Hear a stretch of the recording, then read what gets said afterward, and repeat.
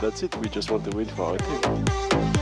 My goodness! And Amy finishes it!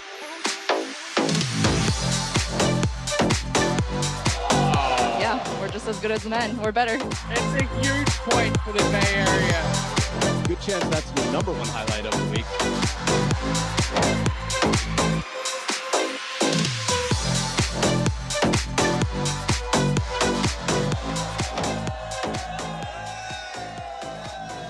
Welcome back. It is session number 2 on day number 1 of week number 10 of MLTT, Major League Table Tennis, the first ever professional American table tennis league, and we are coming to you live from Winter Haven, Florida. Are you guys ready for the action?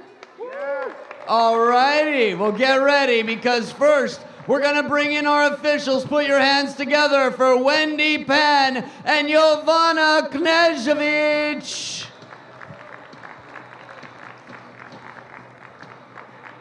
And the first team coming in right now at 3rd place with 168 points. It's time for a revolution. Put your hands together for the Princeton Revolution.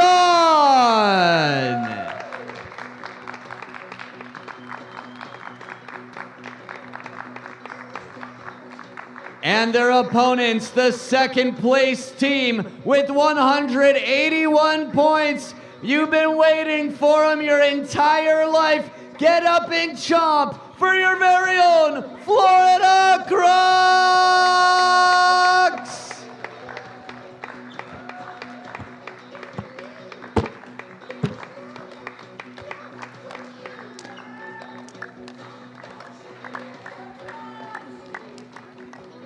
Ooh, those teeth are sharp. Well, now that all the warriors are here, let's shake some hands and slap some skins and let the games begin.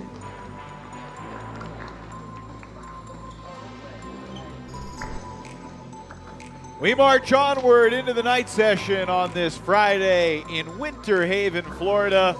We are inside the Advent Health Fieldhouse, right around the corner from the old minor league and spring training ballpark that has been part of the Grapefruit League for so many years in professional baseball. Winter Haven, plenty of lakes, plenty of alligators. We'll see how the Crocs fare tonight. The standings show that this is a very important match. Florida begins this weekend 13 points clear of Princeton, but the Revolution have made up ground, trying to surge back into the playoff race. And certainly this is going to be a tone-setting evening here at the Fieldhouse in Winter Haven with Matt Hetherington. I'm Evan Lepler. Thanks for joining us. The Princeton Revolution have made gradual strides. They've got their top lineup. Florida has been a little iffy. This feels like a real turning point in both these teams' season here tonight. Yeah, and I think the energy for Florida started out the season really high. They were just crushing it in the Golden Games, bringing home the results, and they have kind of faltered a little bit. I feel like Daniel Gorak hasn't been able to push himself into and keep himself in that lead role, which has affected the team a little bit. If you consider the fact that the last time these two teams met, the Princeton Revolution were able to take home the win with a slightly weaker lineup than they have with them this time. They didn't have Koyo Kanamitsu, they didn't have Wang Jinshin in their lineup, so it's going to be really interesting to see how things go with those two star players back in their lineup here this week. So we got Jishan Liang versus Mark Duran.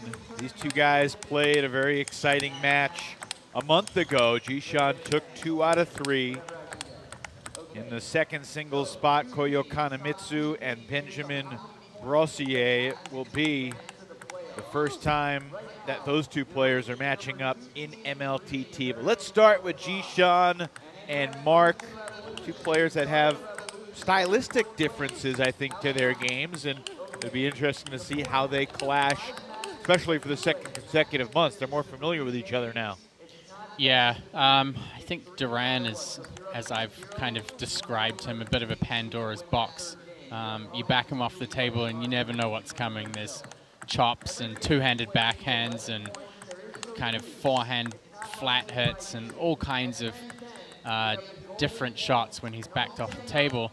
I feel like the last time they played, Jishan had a really, really strong start, but he wasn't able to get all 3 games, and I think Duran just finds ways of kind of disrupting his opponent, casting a little bit of doubt into their mind about shots that feel like they might be simple. So, you know, Duran's a very tricky opponent. It's going to be interesting to see how things start out here in this first opening game. These are two teams that are certainly trending in opposite directions. Florida against East Division opponents has won just 1 of its last 5 matches. And remember, Princeton really struggled September, October, but my, have they turned it on. They figured something out. Let's see what happens tonight. Both you and Sean O'Neill have said many times that you think Jishan Liang has the most powerful forehand in the league. That's not going to change in season 1. If someone shows up next season, then we can potentially reevaluate, but I think he's a pretty big standout when it comes to forehand power. 3-0. So I ask this not to diss on Jishan, but if his forehand is so strong, then why is he number 35 in the MLTT power rankings? Because there's more to the game than having a big forehand, and sometimes you have a really strong weapon, but you can play against someone like Enzo, for example, who can completely shut it down and take it out of the game. And then you're playing out there with not a strong forehand.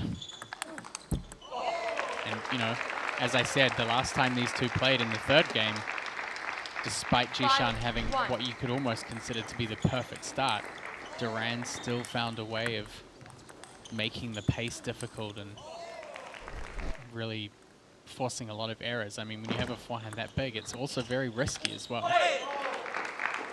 6-1.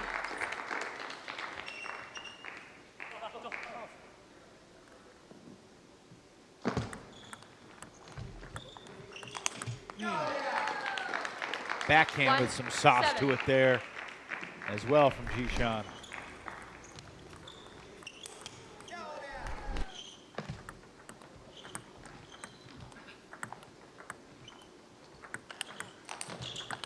How about that? Liang looked like he was out of the point.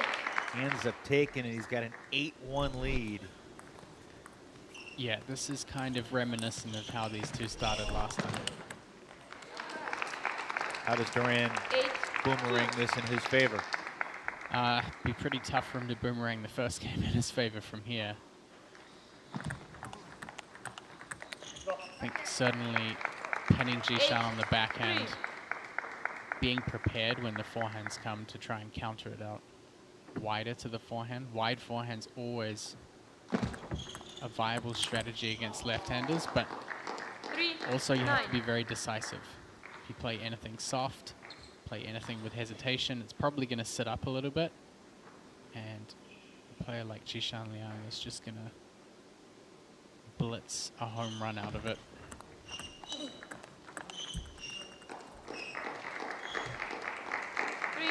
10.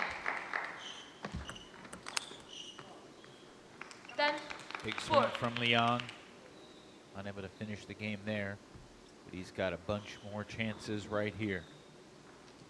10.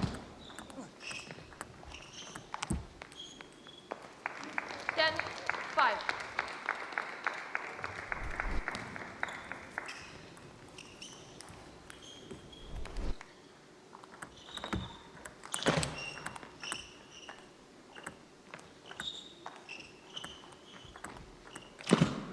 There's out of the Desantalon playbook 6, there from Durand. 10.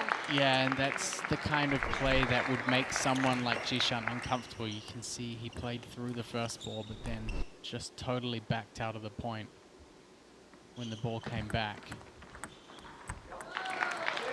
11, Liang 6, built first the game, Revolution. one lead and closes out the game 11-6. So maybe a few building blocks for Durand to gain a little bit of belief as he heads into game 2, but a convincing game 1 win for Jishan Liang.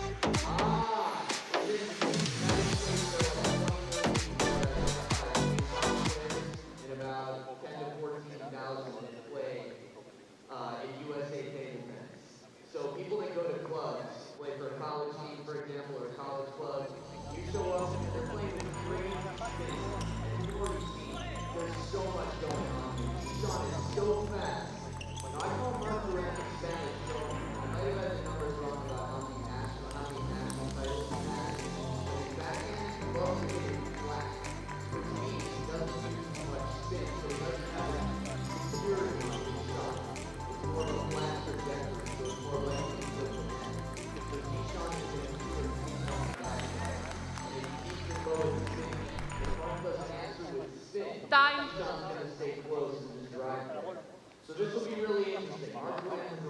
So Jishan Liang takes game 1 11-6 over Mark Durand. And we'll see if the Spaniard Second can game, rally back here. Revolution serve, Mark's from 0-0. Barcelona. You have compared him and his stylistic preferences and effort, which can be relentless at times, to Rafael Nadal. I compared his grit to kind of a Spanish bull. I oversold it there, is what you're saying? Yeah. I can't remember, the context of it was you comparing someone else to Nadal. I've forgotten who it was. It might have been Rossier. I think so. And then I said if you're going to pick someone, oh, that is irretrievable. 3, Totally irretrievable. That bounced back into the net. You don't see that 4, very often. No. 1. That is a tough netball. And you wouldn't call that a perfect shot, would you? Even though it was? It's close to it, yeah.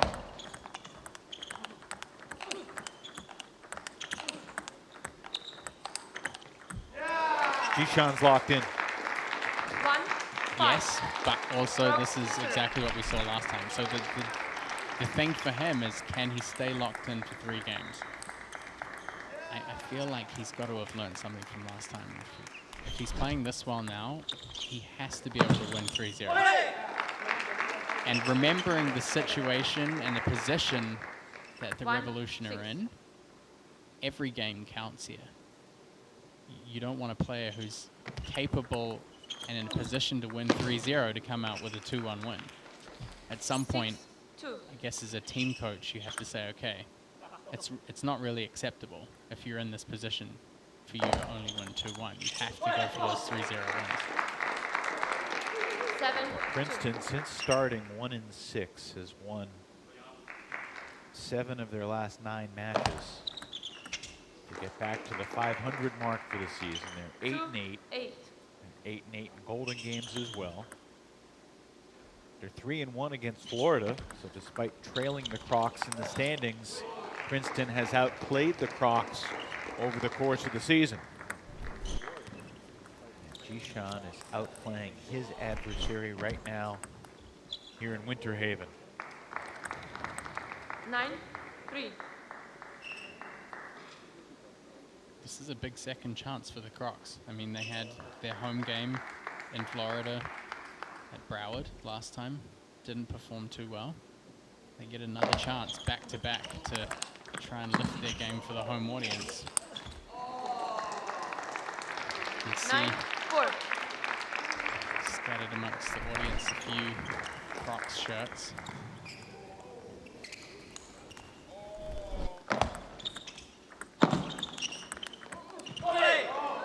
We've seen home 4, court 10. advantage help teams in certain situations, like certainly Portland benefited from it. But you know, Texas struggled in Texas. Florida had a great Daytona Beach weekend in September, but struggled in Broward County, Florida in January. Chicago and Chicago. Yeah, struggled. I'll do it for game 2. 11-5. 11-6 in game 1, 11-5 in game 2. So those encouraging moments of belief at the end of game 1 didn't really lead to much in game 2. See if Jishan can keep it rolling, if Durant can bounce back. 2-0 Princeton, emphatically. Because this is a home game for the Florida Crocs. But where I'm sitting, I'm hearing a lot more noise for the Princeton Revolution. It feels like a Princeton Revolution home game. Where are we? I don't know. I haven't looked at GPS in a long time. I just got off the plane. Satoko, where are we? Where are we? Winter Haven, Florida. Oh, Florida! You guys like the Crocs? Don't say it like I'm forcing you. Yeah, I guess we can like the Crocs if we have to. This is your home team. Yeah, let's go Crocs. All right. When you see this points, it's not easy right now. Jishan Young is strong. Durant has everything. He's got everything. But right now, So a 2-0 lead for Princeton. Let's revisit the standings just to point something out. Look at the singles column. And notice which team in this division has struggled relative to the others in singles. Obviously, the doubles team of Gorak and Ekholm has been excellent, but from a singles standpoint, the Crocs have left a lot to be desired, and if that trend continues, that's good news for Princeton.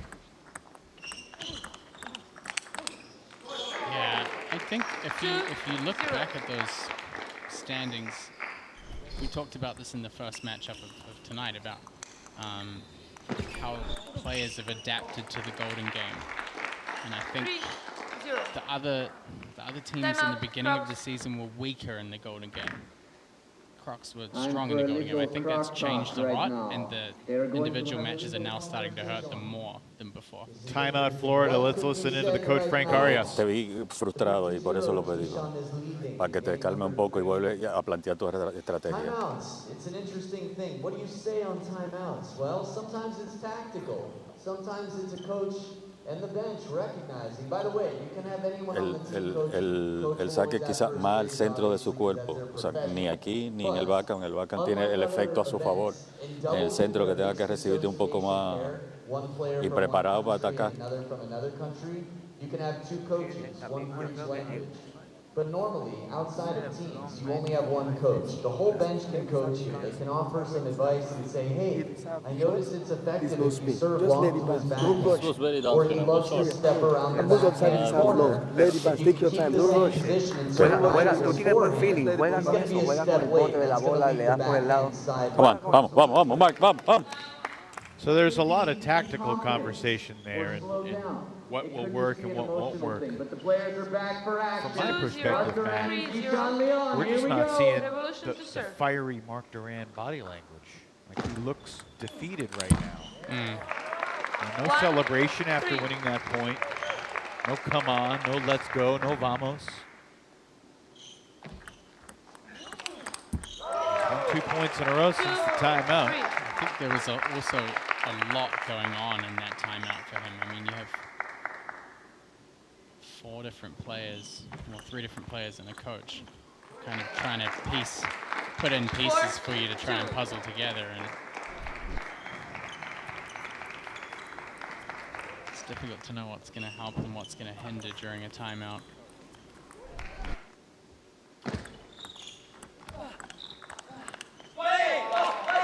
5-2, change.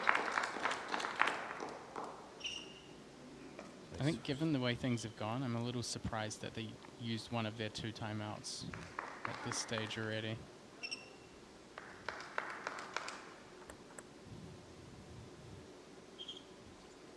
I mean, I agree with you, and my thought was like Mark Duran just didn't look like Mark Duran out there.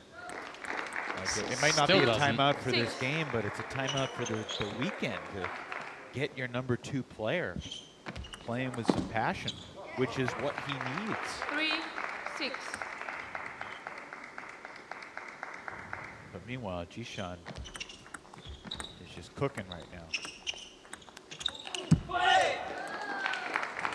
7-3. Jishan has outscored his opponent 29-14.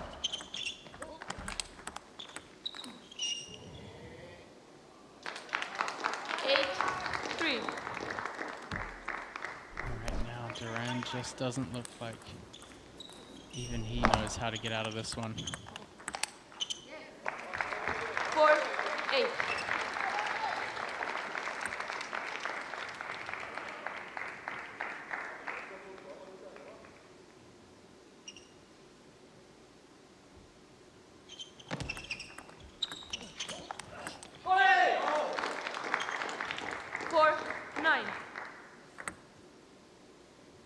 Exactly what Matthias Habasan was looking for. Perhaps not that swing, but everything else we've seen so far in this match, for the most part. Coach of the Revolution must be pleased. Jishan Liang's opening game performance. Jishan entered this one 14-13 in singles, so just barely over 500, but this is going to give him a pretty good cushion in that department. 10-5. The question is, can Jishan play well in the Golden game? He's struggled in that aspect of his game, and Duran sends it back. 10. Not done just yet. But again, no let's go. No real passion or emotion from Duran after that point.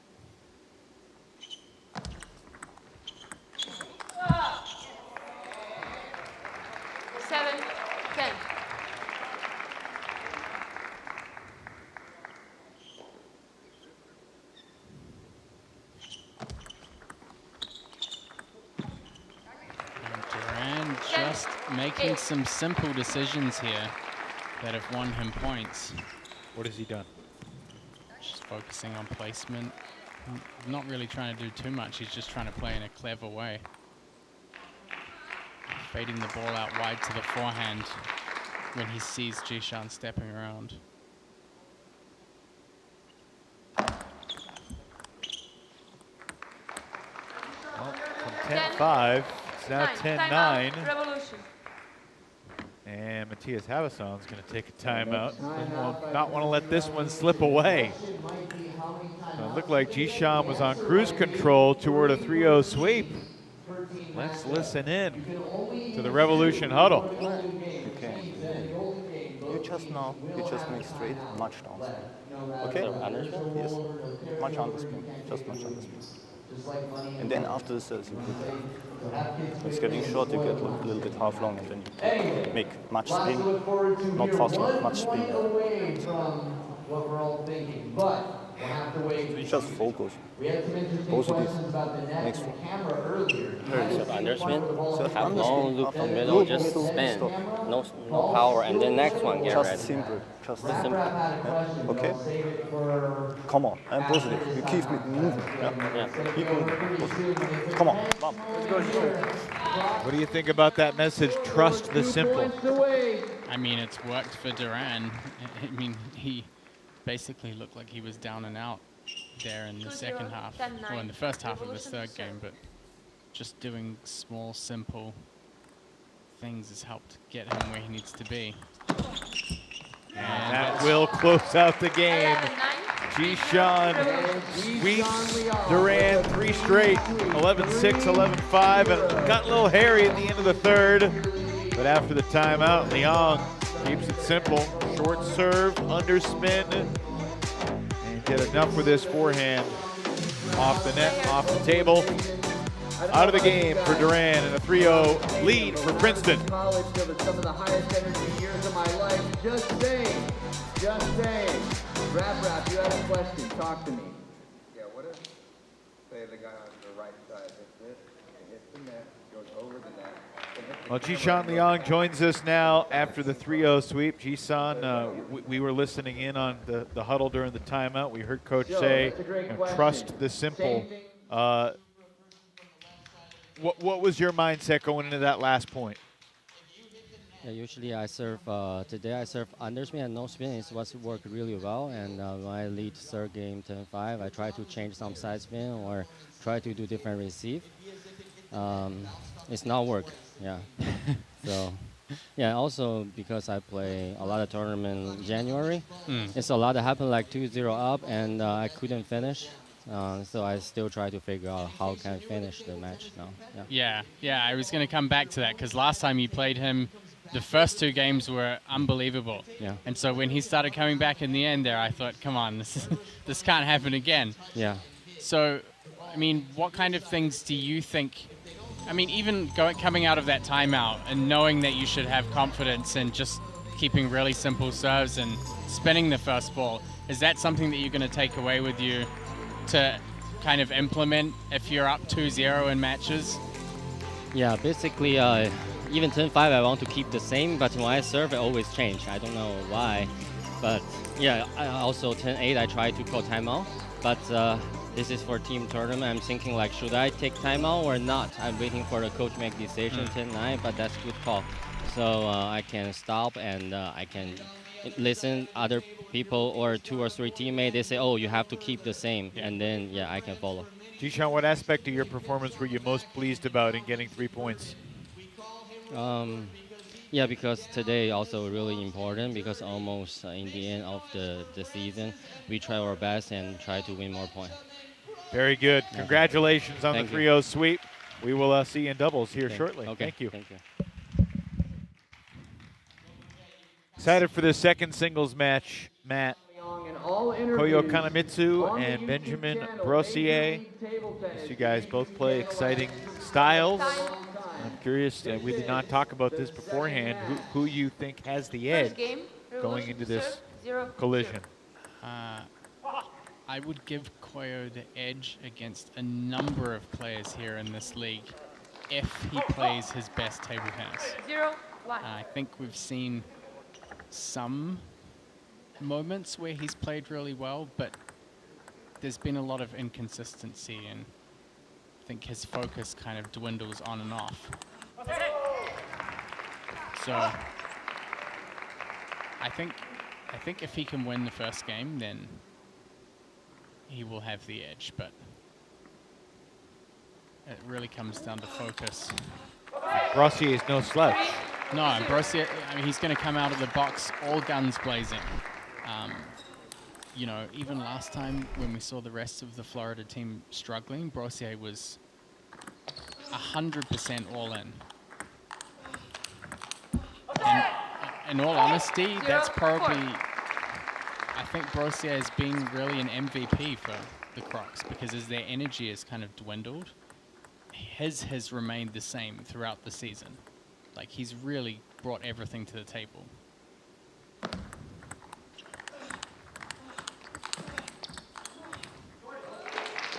Koyo's on the board. Brossier jumped after the 4-0 lead. I mean, Kanamitsu is just such a nice, clean, technical player to watch. But then you mix in stuff like that. You feel like that's just a point given away? Totally given away. Totally given away. Brossier was walking in here earlier and MLTT executive John Yapala told him that, Benjamin, you're on my fantasy team. Somehow he's handled that pressure. 6-1. So oftentimes can overwhelm a player, but brought the best out of Brossier here, 6-1. Yeah, that's it. That's the reason.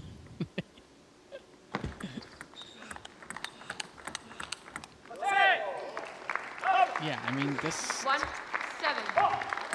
When you look at a player like Koyo, who has such a great technical ability, this is just so underwhelming. Like, to watch backhand-to-backhand rally, like, I want to see him lift the bar. I mean, that is... He makes it look so easy. And the technical precision's totally on point. I want to see that from him every point.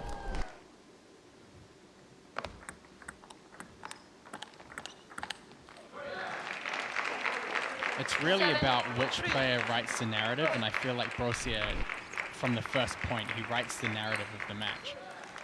And Koyo's kind of tailing along with it.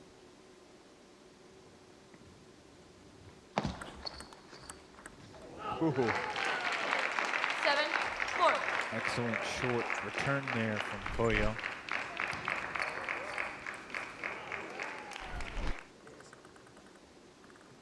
Can Kanamitsu get back into this game? If he wins this point, he'll have an opening. And he's got an opening. He's down 2. He's got 2 serves coming his way as they go to the towels at 7-5.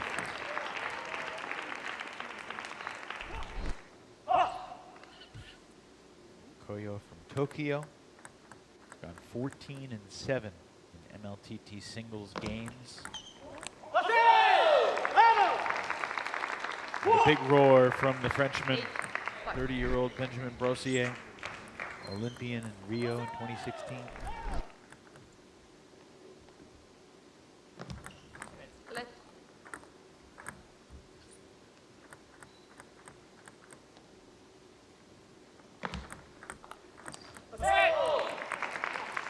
Brossier just doing his best to play as deep as possible into the backhand of Koyo. He's caught him out twice there, right on the back line.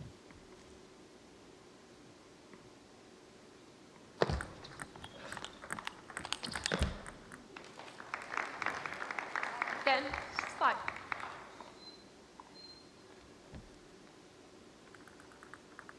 7-1 to 7-5 to 10-5. That caught the edge. Koyo's still alive in this game. Had a lot of edge balls tonight. I wish I got that many when I played.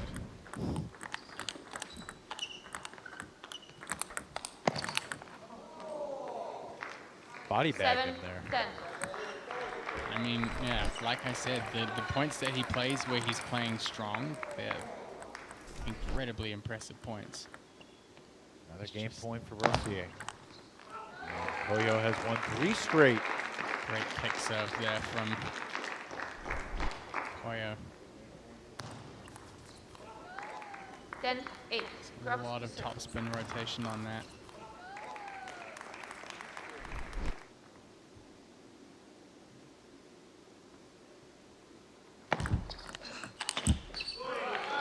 How about this?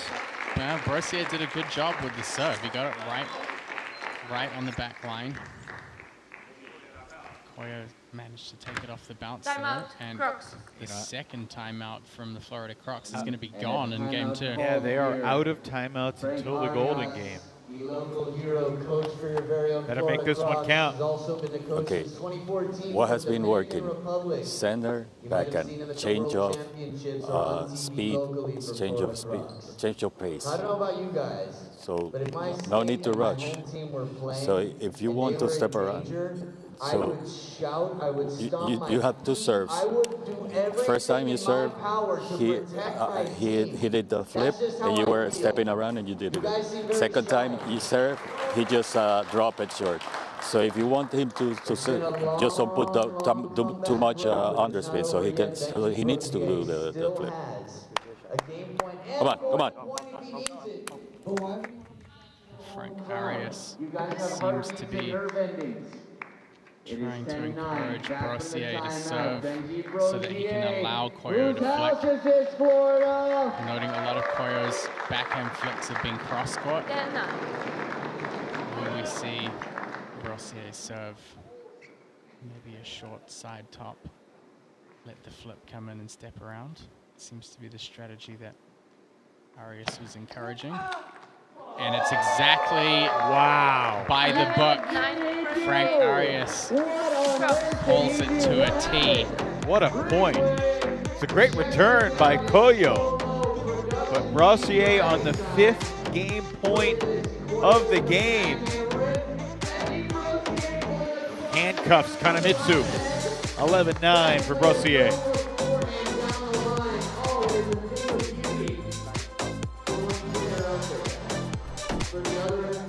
It will be a loss of sleep if he doesn't take the next 2 games. Remember, 3 points up for grabs.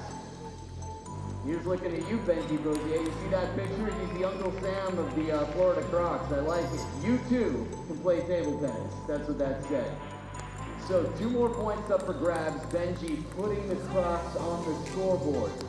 Down by 2 now, 1-3. Remember, Florida Crocs, you're the number 2 team in the East.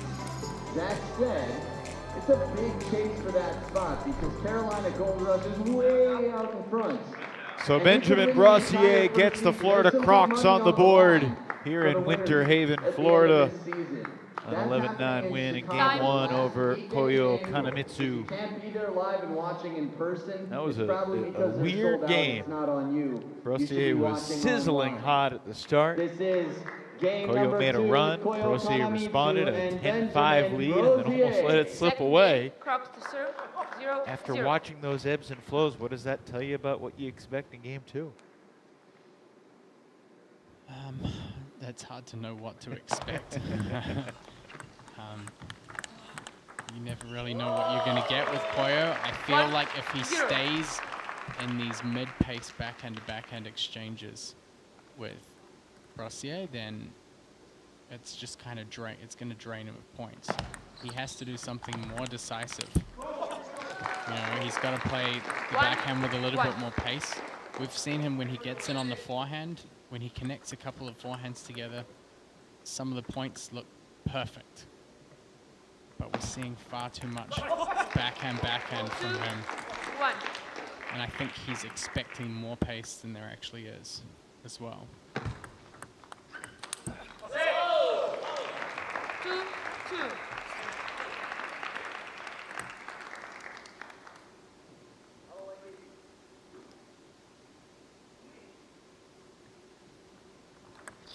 Let. Brossier loading up the serve there.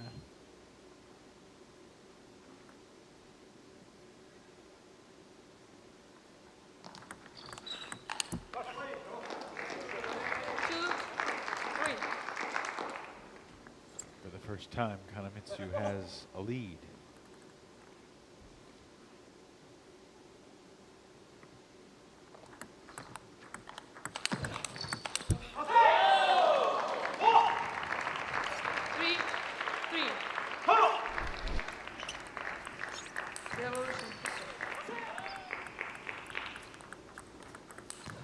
He has just been solid in the rallies.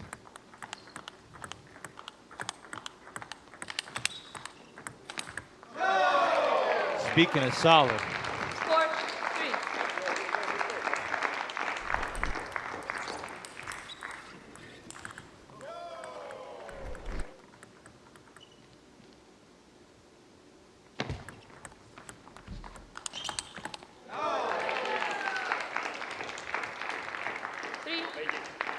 This is the 10th weekend of MLTT action.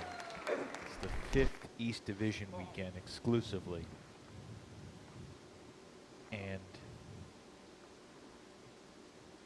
it's natural to compare one weekend to another. I feel like we've seen some slow starts from top players in the first game of a match this weekend. Uncharacteristic to what we've seen throughout the season. folks have kind of always come out ready to go. I mean, but coincidentally or concurrently, we've seen Game 2 turnarounds like this. Yeah, it's interesting to see at this stage. I mean, given that the players know how important this weekend is in particular. Clips the net there. Koyo making a run here. He's finding more forehand. He's got to find more forehand. He's putting more pressure with the backhand. I think where he's really losing out is when he's playing soft. When he's playing soft against soft with the backhand, just not handling that timing well at all.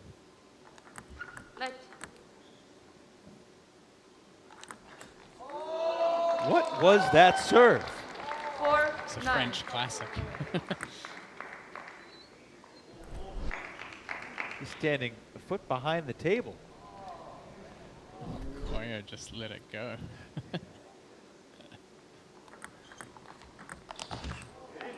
Seriously. It's a very old school serve. I mean, talking like probably early 70s, late 70s. 10-5. But yeah, Alexis Lebrun has been using it recently. He's a French player who's pushed into the top 20 in the world with his brother, and the lollipop serve, as it's commonly called, is back. Shades of Game 1. Kanamitsu saved a bunch of game points. Rossier doing the same here in Game 2.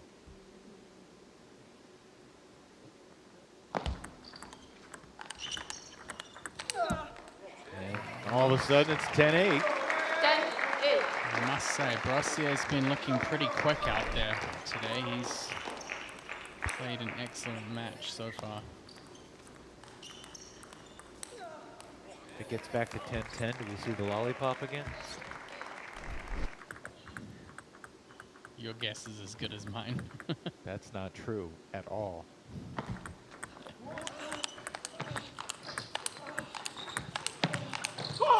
Come on. Koyo gets it done. Great point. Kanamitsu able to close it out. And we got ourselves a rubber game coming up between Koyo and Brossier. We have seen a lot of game points saved tonight. Some runs when a player's been down 10-6, 10-7, 10-5. Kanamitsu able to close it out 11-8.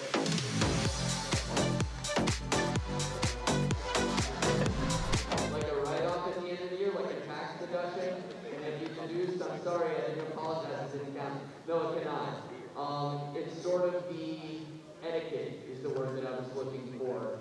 That said, things have changed over the years, and I noticed that the Chinese women's national team is a little bit less of that than usual. But generally, anytime you get a point based on something that wasn't intended, whether it's the edge of the racket, the edge of the table, the next ball is sent up, the next ball really high, something like that, people tend to acknowledge their fortune. So that's practice. If you want to make friends, don't show or celebrate. I've got some stories about that. But yeah, Time. making friends. It's good to offer the polite gesture of acknowledgement of the fortune. Back to the table. So Brossier took game 1, 11-9. Kanamitsu responded with an 11-8 win in game 2. Onward to game 3. Revolution to serve. 0-0. Princeton is a 4-1 lead. Will it be 5-1 or 4-2 heading into the doubles? Remember, Florida's doubles team has had the edge throughout the season. Good rally to start this game, and Kanamitsu's up 1-0. Yeah, really, really important for Koyo to start applying more pressure with his backhand. Can't play those soft backhand exchanges.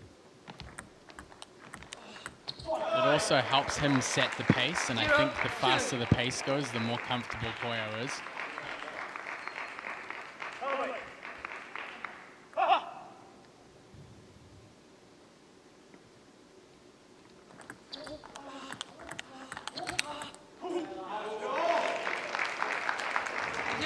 momentum shifts here for Princeton Revolution. Yeah, this is a critical point for Brassier, otherwise this could get away from him quick. He knows it. Takes a beat before the serve.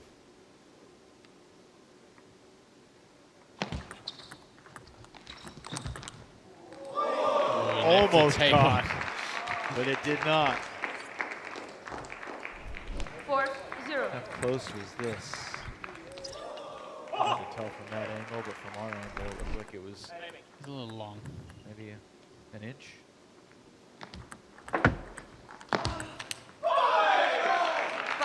Koyo running away with it. 5-0 lead, one-way traffic so far in game 3. Gorak and Ekholm have not lost a doubles match to Princeton all season long.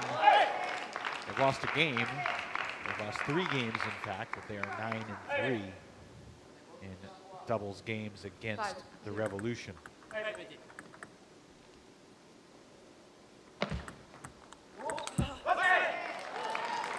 It has not been without some adversity along the way. Gorak and Ekholm often find themselves down in games and take their way out of it. I think they were in a pretty tough position last time against Jishan and Angela. Against Jishan and Angela, yeah. Oh my goodness. Brassier lays out, got a paddle on it, but couldn't find the table. No stranger to a bit of a dive. Seen him dive more than any other player this season, that's for sure. Yep.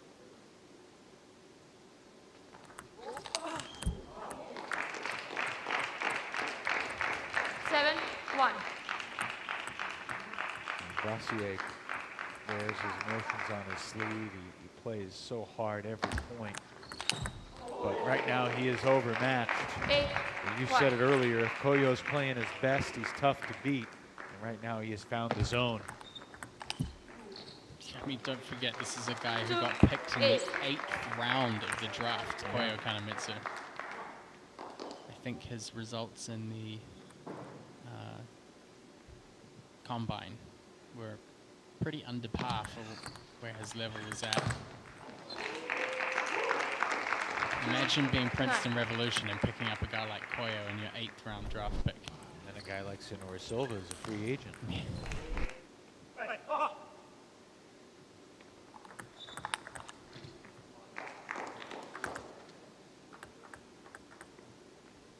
Slew of game points here at 10-2, and my goodness, that will go to Brassier.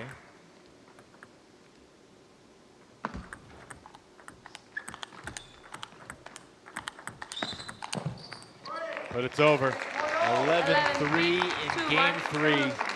All Kanamitsu.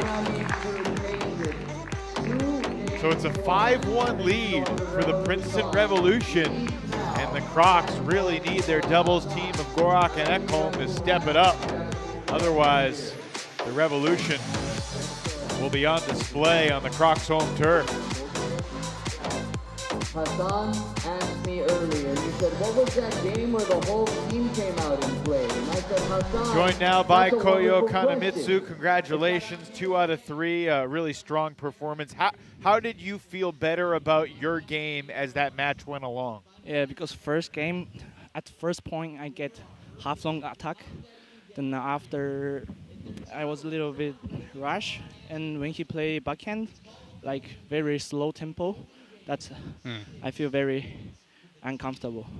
So we've seen you in a lot of matches so far this season, and I keep saying when we're up here commentating your matches, this is a player when he's playing his best table tennis. Yeah. He can be big trouble for anybody in the league. Yeah. What is it going to take for you to come out here and start winning 3-0? Yeah, because first it was sometimes yeah. Sometimes you start a little bit slow in a match. Sometimes you win the first 2 games and then you end a little bit slow. Yeah, what do you need to? On Friday is very difficult.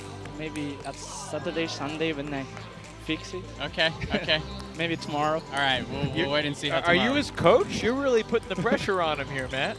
Someone's got to do it. Yeah. Thank you. Thanks, Koyo. Yeah. her scarf this season. She's got defensive rubber. 2 out of 3 ain't bad. It's not bad, but I know that he needs. He's so capable of winning these matches 3-0. It reminded me of, there was a match when we did a post interview with him afterwards, after he'd won the first 2 and then he'd lost the 3rd game, and he just kind of chuckled afterwards and said, maybe I lost a little focus and played around a bit too much. It's just like, what is it going to take for you to get out here and get started? In the world, in the top 20. And I mean, he's such an incredible table tennis player. Is one of the top women There's here. just a big gap between his best points and his, maybe even his average points. And there's only one player I So Gorak and Ekholm both to the table for the first time, and Angela Kwan makes her debut appearance of the weekend. Saw Jishan earlier take 3 straight games in pretty convincing fashion from Mark Duran. Put your hands together for your Look, Gorak has not been his best the last couple East Division weekends, singles. From a doubles standpoint, Crocs won 6-3 a month ago. Ekholm will serve first to get us started.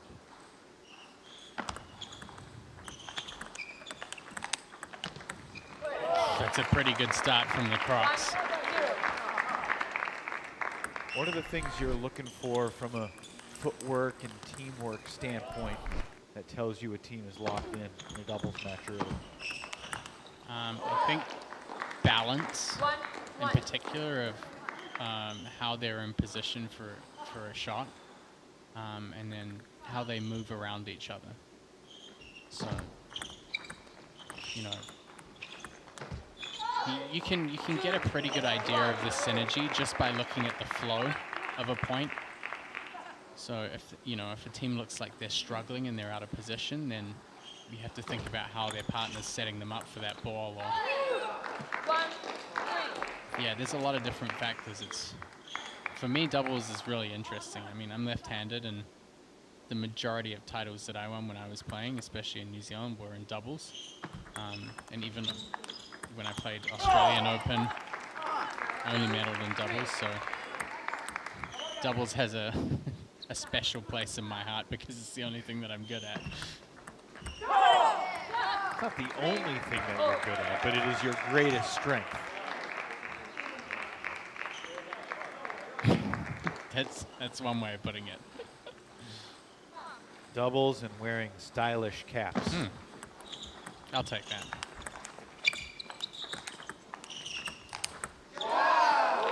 Jishan Liang. Revolution in front 4-3.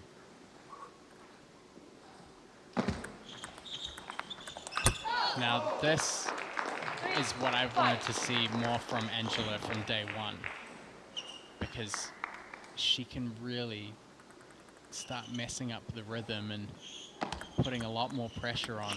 You can see if she waits and she plays defensive and she chops, most of the male players in the East Division, they can wind up and they can take a swing at it. But when she's playing off the table with the pips, really makes a huge difference. Just to mix it in sometimes, or to try and open with the forehand off the serve return.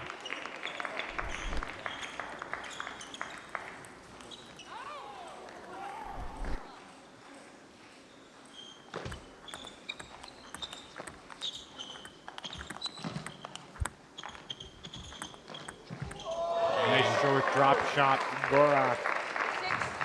That's one thing that the Revolution hate to see. I've seen Gorak do that a number of times against DeSantalan in singles as well. When you talk about the importance of balance, that shot basically removes your balance, forces you to charge forward even if you do get it back. Yeah, and talk about being on your heels, you're on your toes with all your momentum going forward. Yeah, but also it's a sign that Gorak recognizes that Jishan is too far back from the table. Like, Gorak can loop, but he puts himself at risk of being countered. 7-6. This is one thing I've talked about a lot with this combination of Liang and Guan playing together is that Jishan tends to back off the table as Angela moves backwards. And Jishan's not really a player that plays as strong from further back from the table. He needs to be in a kind of, at worst, at that mid-distance.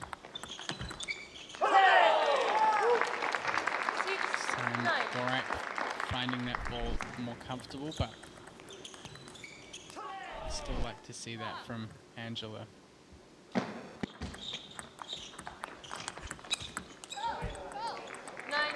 7.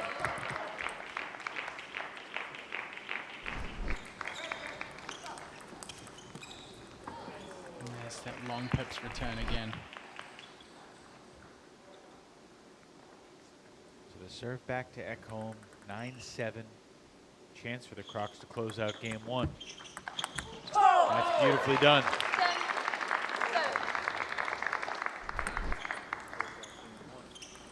Gorak, the veteran from Poland, he was the #2 pick in the MLTT draft.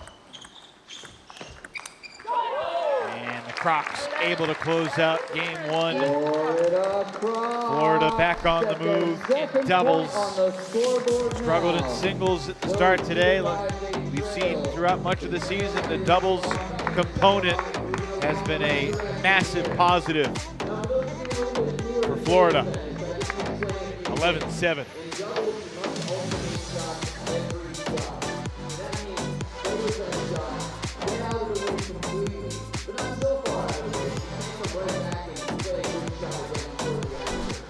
Right-handed, left-handed combinations are much more convenient for staying out of each other's way and having your powerful forehand in play. They share the space better in general. The teams try to do that. While this team does have 2 choppers on them, sometimes they play together. Not always the best option for them, depending on who's playing that day. Also, that white line in the middle of the table, this is the only time it means anything. You must serve in doubles from the right side on the diagonal. That's why the umpires stand, the umpire and assistant umpire. They'll stand up to make sure the first bounce and the second bounce are in the right spot. Gorak and Ekholm have played doubles together every match for Florida this season. It's been the most consistent lineup in the league, and success has been pretty steady. Now 33-16 in games. They've never lost to Princeton. Be surprised if that changed tonight. Yeah, I think after the first game, they certainly look pretty comfortable. We do have to see how the order change looks. This time, Angela will be serving and heading to Matilda Ekholm. So, Jishan nodding there that the ball just grazed the edge of the table. 0, 1. So it's actually going to be the Florida Crocs, 1-0 up here.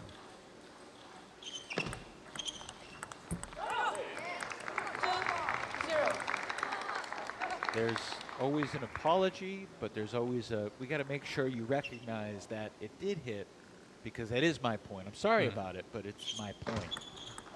Yes, it did. No, it definitely did. It's my point, but I'm sorry.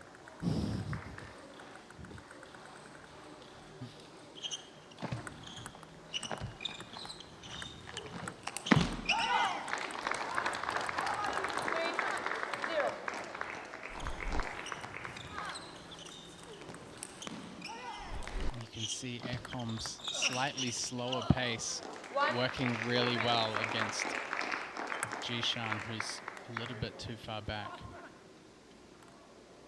It's really hard to counter when the ball's dropping that much. Oh, never mind.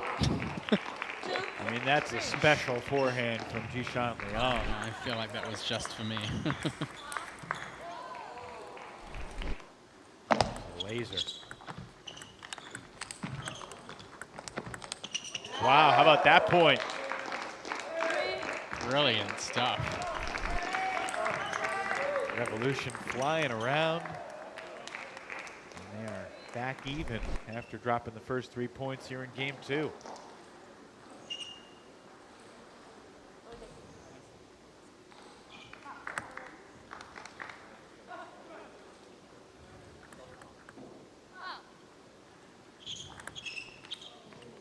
Service error. Don't see that very often from Gorak.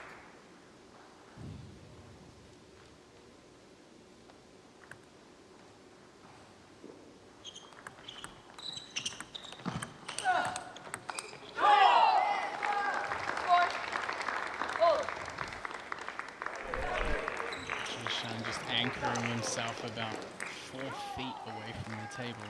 Pretty risky position for him to be in. He's playing some great shots from there though.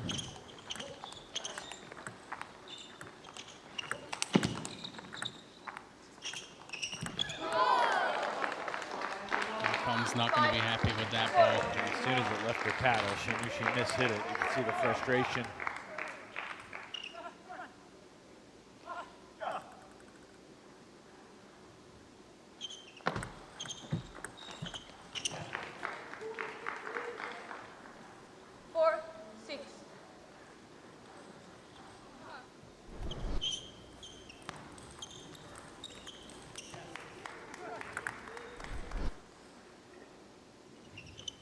She knows she can't leave that up for Jishan to put it away. Yeah.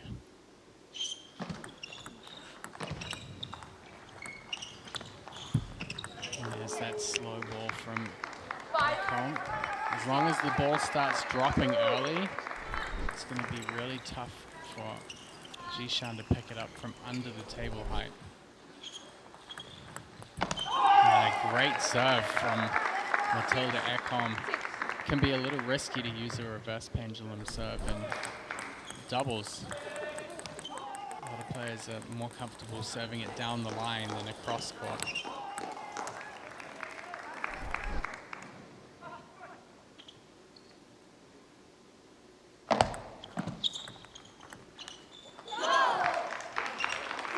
Just lifted long this time.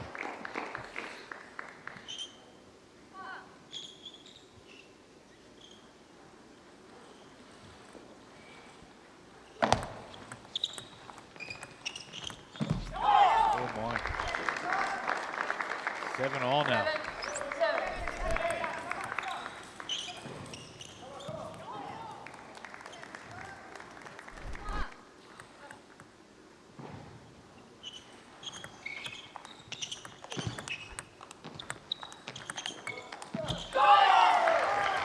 A reminder that entering today's match, Princeton trailed Florida by 13 points. Race for the final playoff spot. So at this exact moment, it's a 10-point difference in the standings. After this weekend, there's only one more regular season weekend left. These are not updated. These are after the first match tonight. So Florida's now at 183. Princeton's at 173. A big point up for grabs here. I mean, in a lot of ways, you look at those standings, 100 some odd points, and each game is worth 1, and you just like kind of inchworm your way along. But that's how you got to do it. There's no other way. You can't, except for the Golden game, obviously, you can't win 2 points during a single game. Now, I would love to see that rule change for next year. To have it be, if you sweep the first 2 games, you get all 3 points. So if that were the case, then this point would be for a de facto 2-point swing.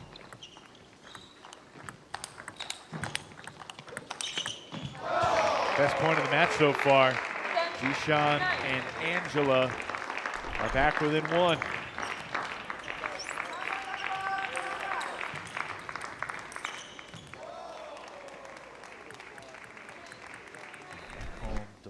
Strong serve. That did not catch. And the Crocs take game 2. A little too close for comfort. Both on that last chop from Guan, nearly catching the edge. And the scoreline overall, but ultimately the result is the same, and the Crocs have 2 points courtesy of the doubles. Man, that was close. It's not the first time Angela and Jishan has played together 3 or 4 times, says some people that have a good sense. Now, I talked to you about the choppers. It's always interesting how you choose who will play doubles, who plays with your doubles partner. The Florida Crocs, our Swedish player, Matilda Ekholm, is a very emotional player. You can see, no doubt about it. She wears her heart on her sleeve. Daniel Gorak, the world could be on fire, and he'd be that dog that's sipping coffee, saying, everything's fine, it's fine. That's it. So they pair up nicely. Angela and Yevgen and Resheva, very long together, but Yevgen is sitting out today. So, this is the pairing. And so far, well, it's been tight. But we'll see what happens here in this 3rd game. It's the fight to extend the lead to 6-3. So we talked about how Gorak and Ekholm have dominated against Princeton. That has continued. However, in the 4 previous doubles matches against the Revolution, they've only swept them once. And that was back in September. So right now, Gorak and Ekholm trying to do something they haven't done since September, which is to sweep a doubles match against the Revolution. Well, their team could certainly use that help right now, that's for sure. When you look at the singles matches coming up, Matt, DeSantalan versus Gonzalez and Jinshin Wang versus Daniel Gorak, who has the edge on paper in those upcoming matches?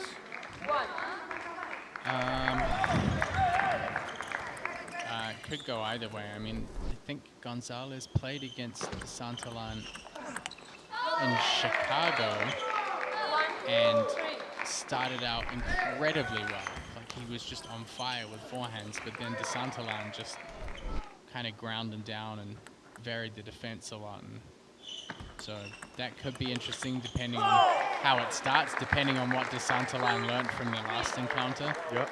Jinshin Wang and Gorak, I think a lot of it depends on how Daniel plays. I mean, I've definitely seen him at his high level, but he's just been kind of not quite there these last couple of few matches for the Florida Crocs. So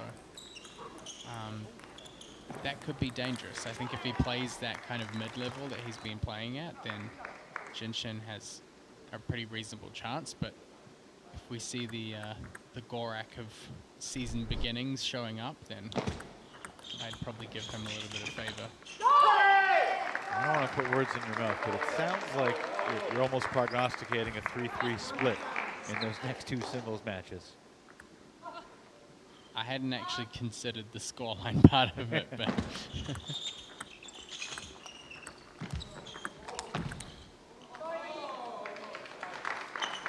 Apology for the net ball, but a 5-3 lead as they switch sides here in game 3.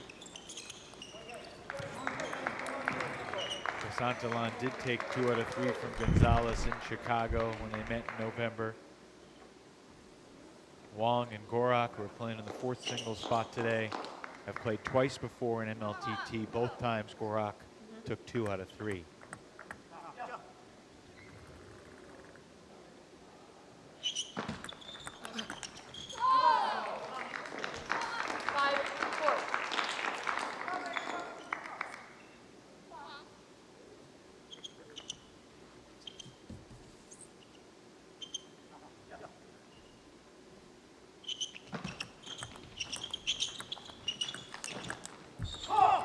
Good stuff from Ekholm.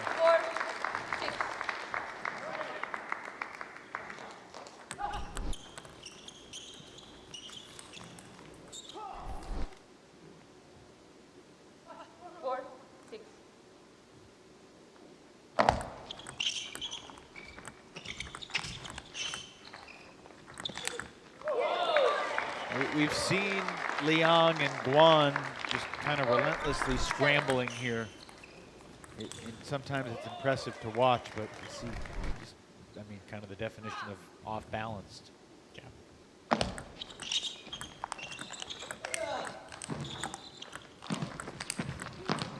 Both sides scrambling that point.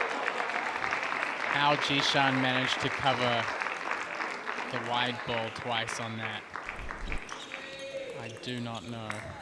Got pushed way off the backhand corner and then came all the way back across for the forehand. Yeah, it was a pretty good ball by Ekholm. Yeah. Look at that. The initial steps, he anticipated that she was going to go there. Jishan was asking for a let. I don't think that did. No, Gorak he was. Says no. Jishan was pointing to the other side of the table, indicating that the ball hit the wrong side, but I don't think it did. I think that was fine.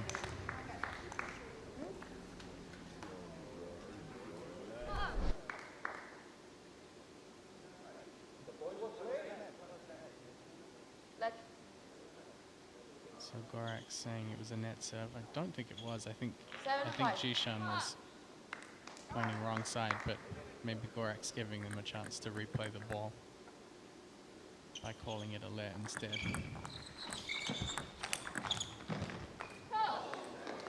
That kindness is going to bite them in the form of a Liang Jishan forehand.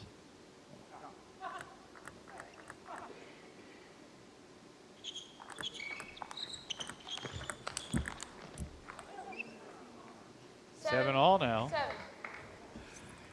So the quest to try to sweep this match, not going to be a journey with no speed bumps. Remember, Florida's out of timeouts. They used their 2 timeouts in the first 2 matches.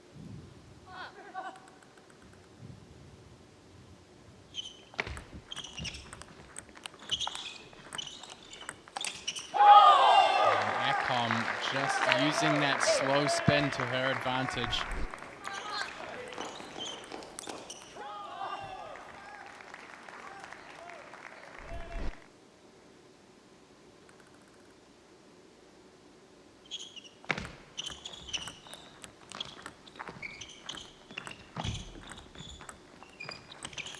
Wow, Jishan Liang has shown off some remarkable speed and agility throughout this match to get that ball back and ultimately win the point. Ekholm's not going to be happy with that. She had it on her racket. Just overcooked it. Tossing the paddle in frustration. She's got that paddle back and she's got the serves at 8-all.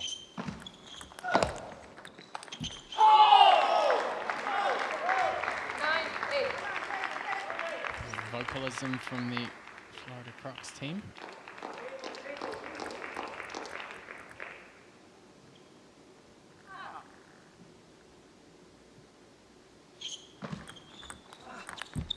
And this time it's Gorak that sends the ball a little long.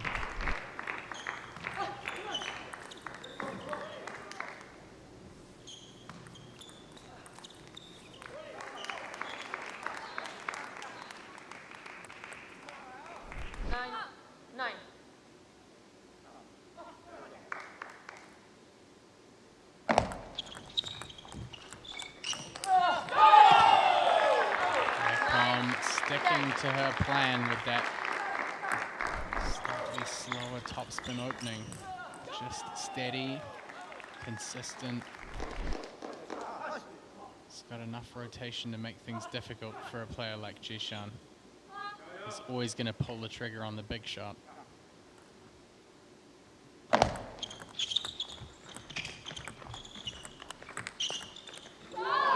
10-all. For the first time since approximately 4:45 p.m. It's been about 3.5 hours since we've seen a golden point. 10-10, Crocs, serve. 10-all, Gorak will serve. He's going to serve to Angela. So Ekholm's got to be ready to make that first opening.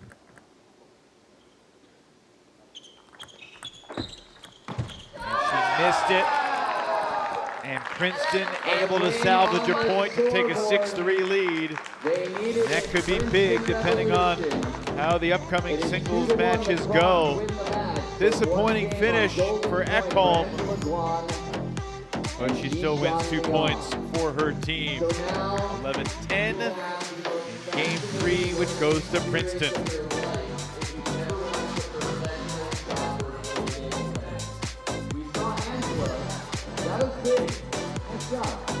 At 9-10, she attacked with her long kick.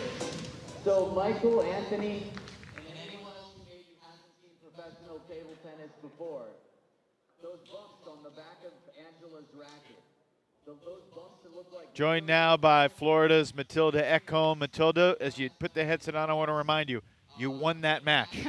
So congratulations. You won that. It may not feel like it after that last point, but you did win the match. Can you describe your emotions right now? I don't know.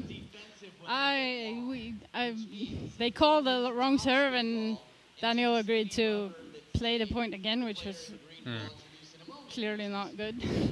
We lost. So I'm just really, really pissed.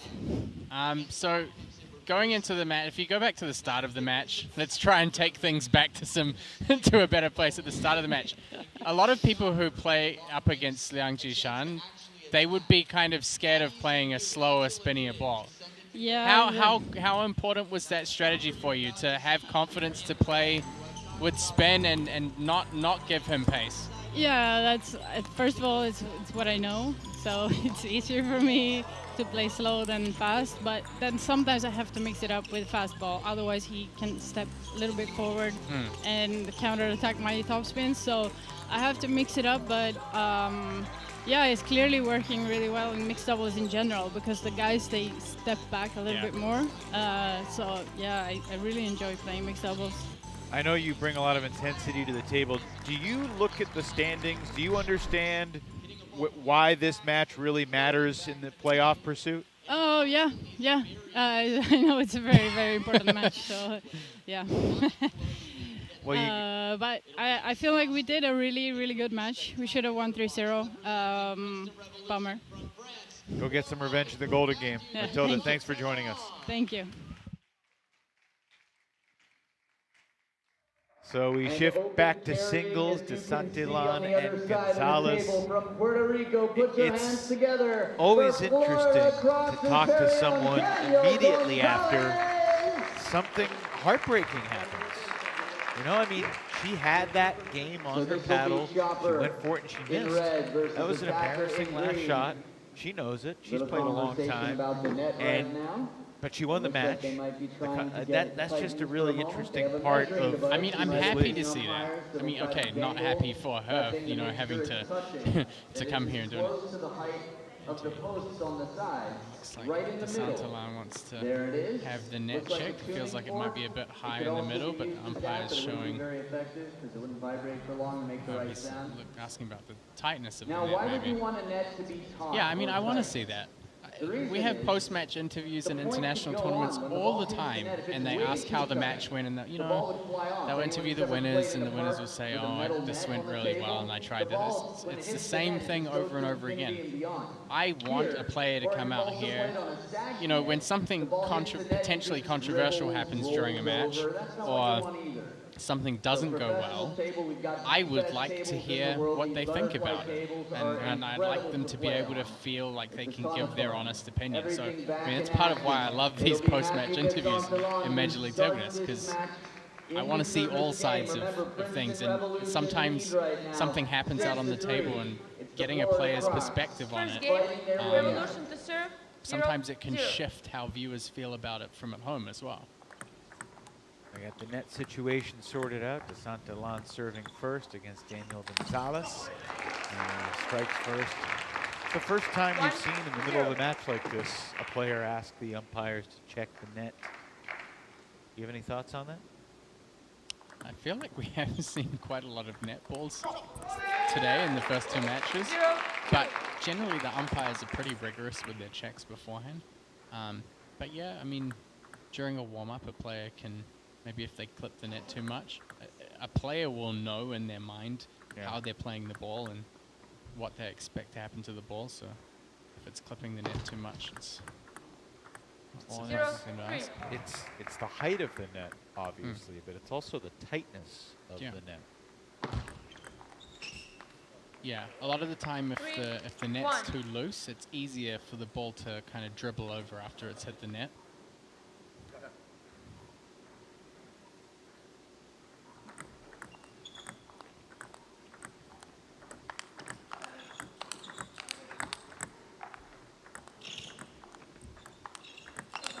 And a big forehand to get things finished in that point from De Santalan. That point had a little bit of everything for Matthew De Santalan.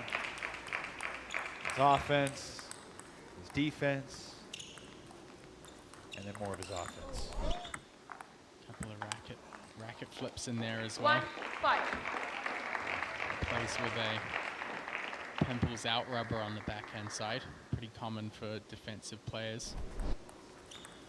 But it can be really hard to generate backspin against another backspin ball. So sometimes you'll see him flip the backhand side back over to the red smooth side to get more backspin. 1-6. Looks like De Santalan took something away from their last encounter. He's pretty quick off the blocks here.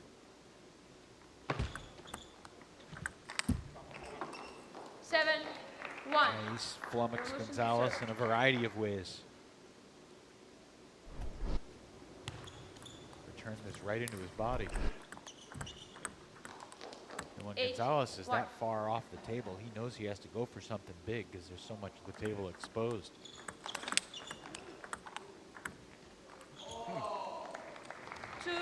Swing and a miss. Strike one.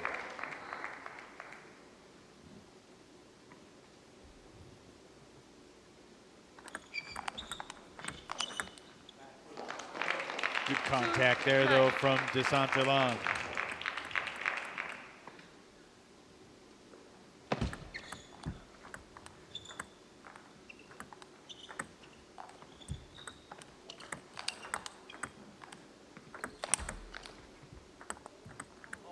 There's all kinds of weirdness going on in that rally. De Santalan flipping the racket over to hit a big backhand winner. Keeps the racket on the red side. All ends with Gonzalez dropping a double bounce.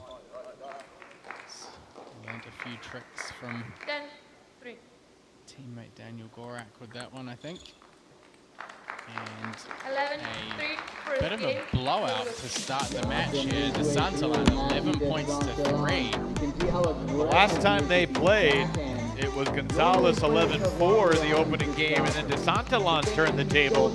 We'll see if Gonzalez can return the favor, but he certainly is a big underdog after what we just saw in those 14 points. And then attack occasionally, attack one, push one, attack one, push one. If you attack two in a row, the second one is so heavy, most players hit it into the net. At the professional level, a little bit longer, the rally will go. I wouldn't be surprised if we see some longer rallies in this one. The difference is, remember, Matthew De Santalan swiggles so fast that he can get the attacking rubber, his red rubber on his backhand or his forehand, wherever he needs.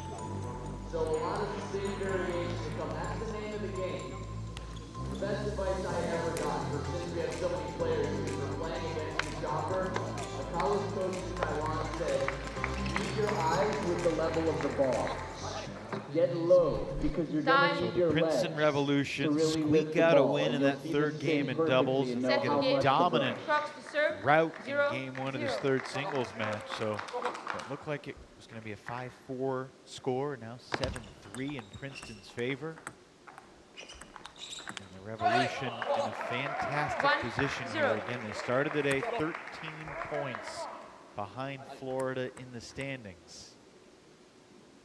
They won this match 17-4, which is, I don't know if I'd say likely, but not necessarily out of the question.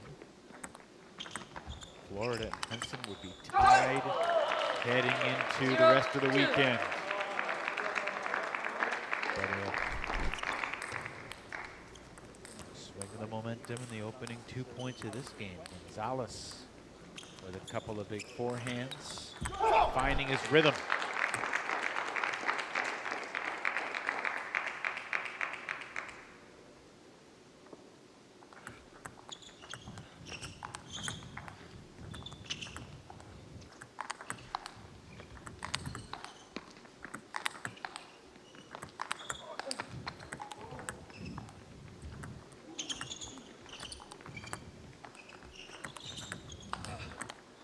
What a point. I mean, just watch Matthew DeSantolan's footwork. I was just watching his feet that point. It's like he does a foot fire drill in between every single shot. Yeah, it's not easy work being especially a modern defender and having to balance in the attacking as well. And he's anticipating Gonzalez's short shots. So he's almost leaning forward, ready to pounce forward, because he knows he can handle anything off his heels, because that's his style. I think that's one of the big adjustments from last time to this time.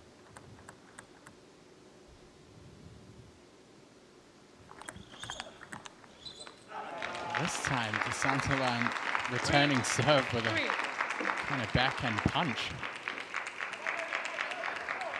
Certainly mixing in a lot of different combinations here. So strong on variation, DeSantolan. 4-3. You can see even there, he's returning the serve with the long pivot side this time. And flipping over straight away to get back to the backhand. So many different changes going on. This is one of the things that makes a mainstream kind of a person who doesn't understand as much table tennis. It makes it very difficult for them to understand just how complex things are. Is when the player's out there twiddling their racket between different rubber sides, how it affects the ball, the different spins, the different directions, the different paces. There's so much going on. But generally from the outside, you watch a point and you just kind of, it looks more basic than it is.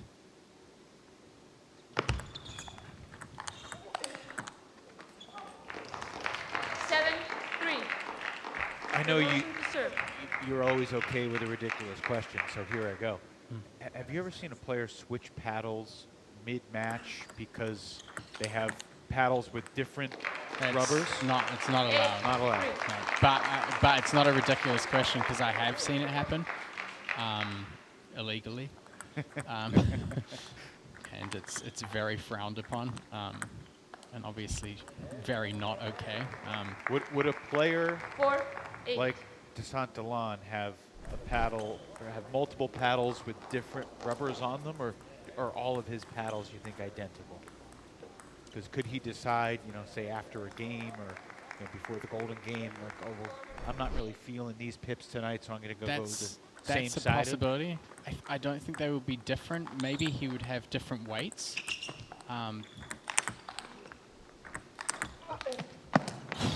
Particularly as a modern defender, I mean, you could have a heavier defensive racket for when he's feeling that he needs to play chop more or when he needs to defend more. And then you might have a lighter racket for when he's feeling more aggressive out there. So the weight could definitely change, but I think the general setup for players at these levels, they don't want to change too many variables going into a match. So the majority of them would probably have fairly identical spares. Yeah.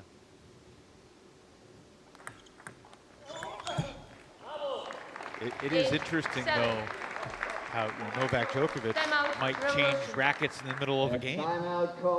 They probably are the same racket with the same tension, but okay, this one, whether he smashes it or just doesn't like it, just goes to get a new racket. Timeout.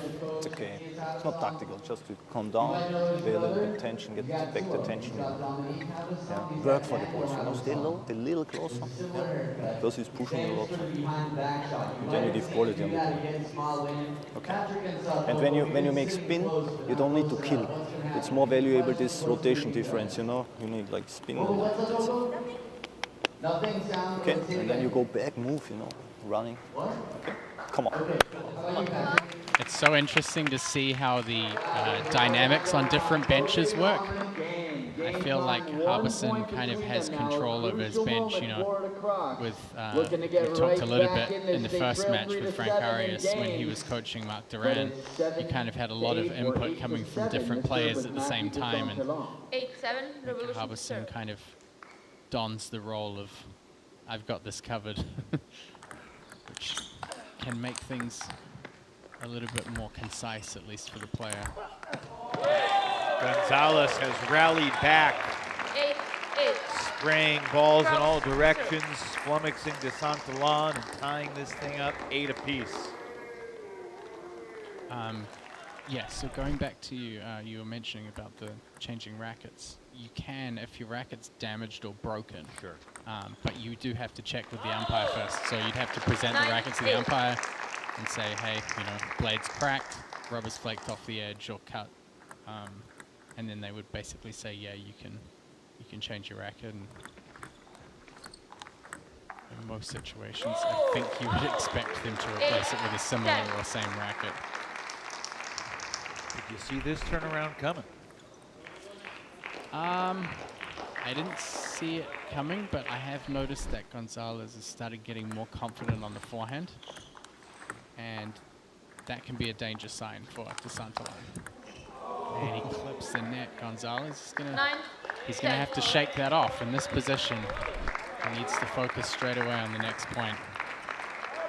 It's unlucky, but he doesn't want to turn 1 point into 2.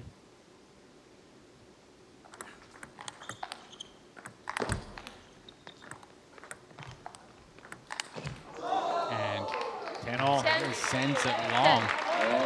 Alrighty, you know what it is. Say it with me. Golden points. For DeSantillan, you have to ask yourself, how aggressive do you want to be here at 10-10? Receiving.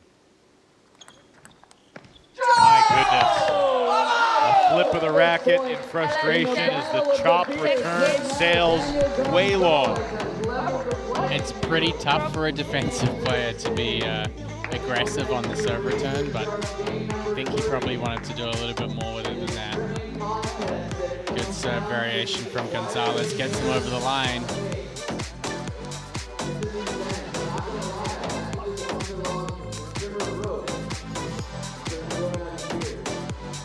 Daniel Gonzalez clearly has read up on how to take care of one and make it look like a music video, you know? It's a cool look. I'm working on first getting hair to grow out of the face part of my body, and then I can work on the fine tuning. Wow. I do, thank you, Patrick. Now we're talking. I asked him before, now it's when the microphone's away. Juliana, you got a guess. Maybe we'll come talking more. What's your name, sir? Say it again? Bill, I'm Adam. Nice to meet you. What's your history with table tennis? Self-defense, just like this man here, but he's also self-attacked sometimes. We got our own chopper in the stands. I like it. This is the decider, game number 3. Strong performance from Daniel Gonzalez to get back into it. And now it's an important rubber game here. The difference between 8-4 or 7-5. Looks like a yellow card was given to DeSantillan. I think he came back to the table too slow there after time was called. Interesting. Could have also been for throwing his paddle at the end of the game. Probably more likely.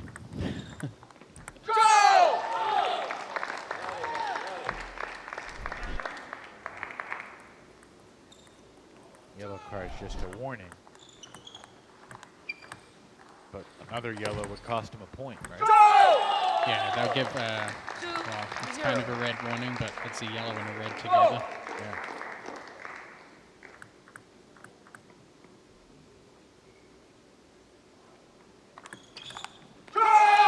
Nothing Gonzalez. 3-0.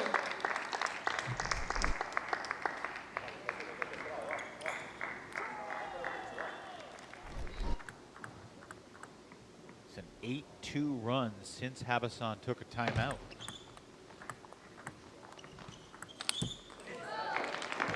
In Florida's favor.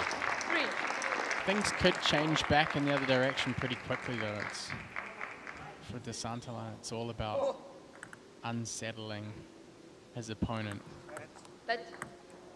Once a player gets comfortable on their forehand, and especially when they feel confident playing against Chop, then it's kind of a really strong momentum to fight against.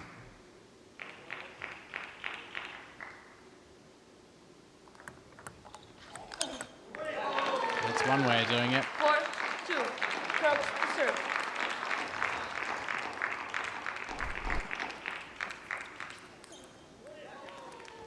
Do you want to see more of that from DeSantolan? Where applicable, yes. Not just teeing off on every serve that No. comes his way like that. No.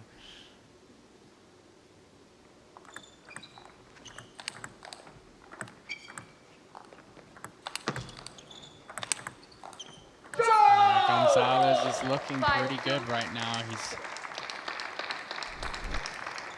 finding a good balance of power and control with the forehand. Of course, we have one more singles match coming up after this one before the Golden Game. It's between Jinshin Wang and Daniel Gorak.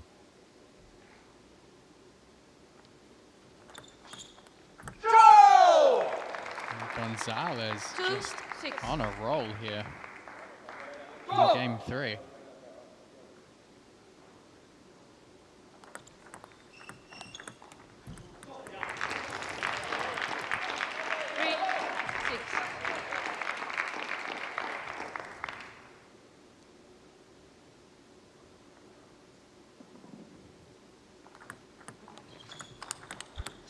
Wow. Daniel Gonzalez has found his rhythm.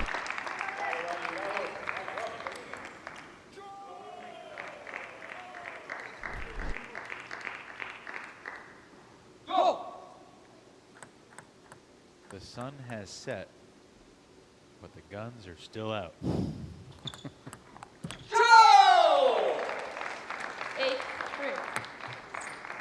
You don't get any fantasy league points for that one.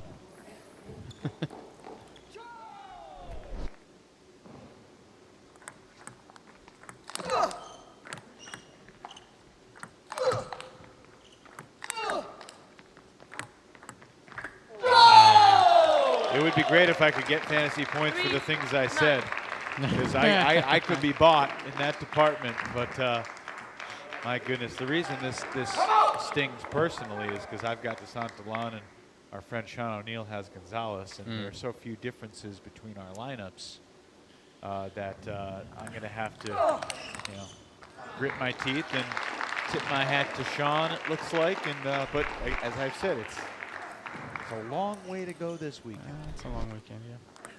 There's your link below, fantasizer.com. Santalan recovers the net ball. Gets that point turned around. 9-5. Certainly not down and out yet. And we're basically right next door to Chain of Lakes Park, which was the Boston Red Sox spring training home from 1996 to 1992.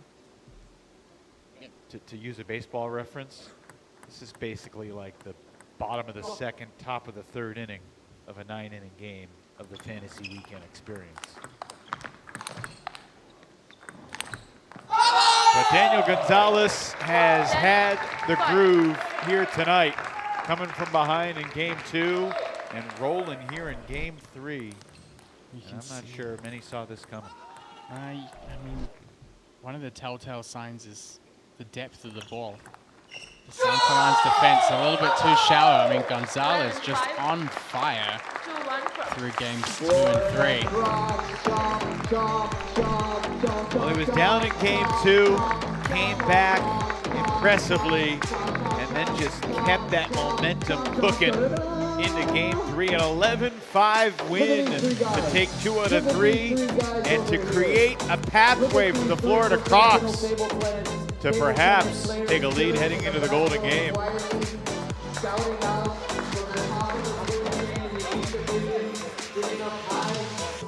the top of the food chain in the Wow.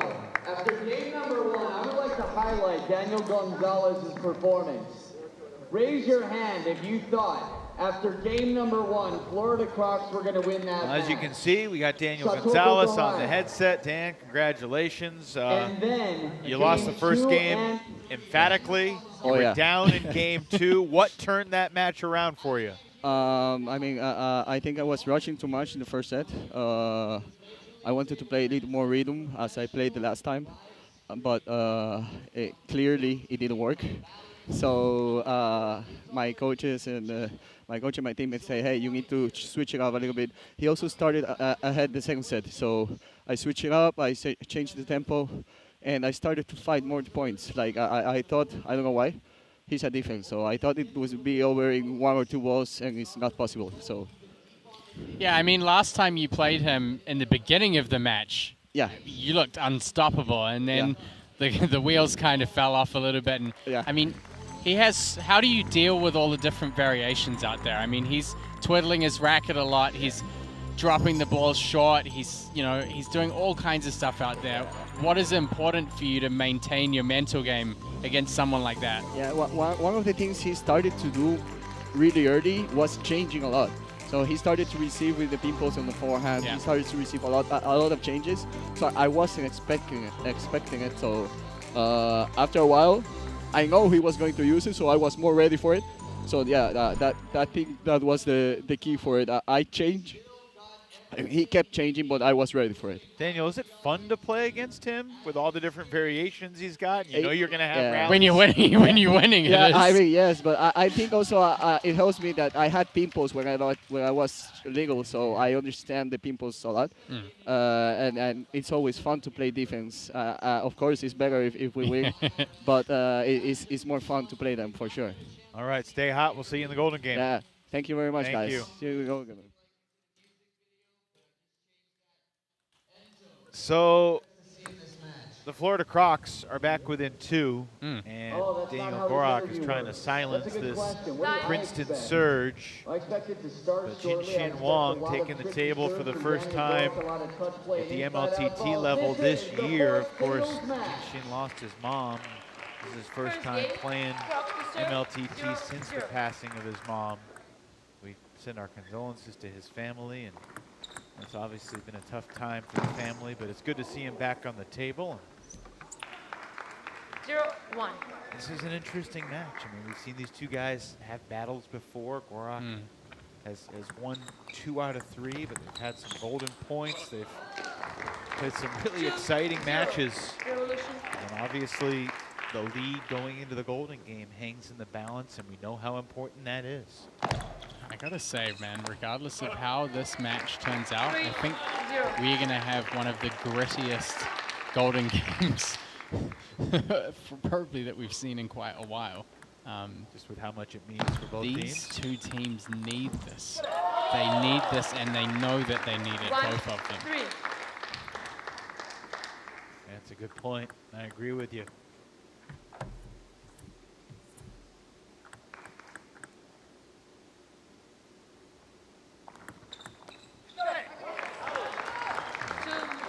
It's hard to imagine that Jin Wong, after losing 4 of the 6 games he's played against Gorak, is going to get a 3-0 sweep. If we were able to get it, that would put Princeton in an unbelievable position, considering where they're at right now. And teams that have a 5-0 lead entering the Golden Game are now 23-2. Teams that have a lead entering the Golden Game are 50-15.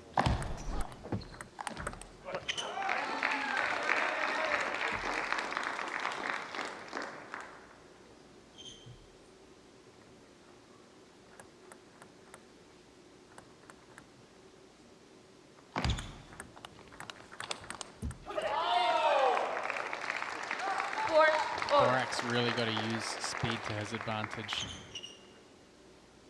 It's just his biggest strength. The wrist rotation on the backhand, the snap that he gets in the forehand.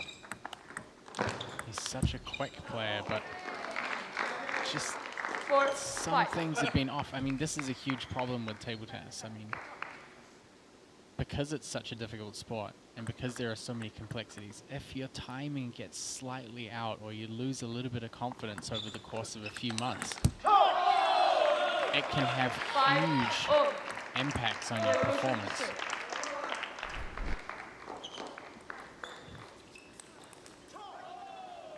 Gorak's got to get himself in the zone. He's a better player than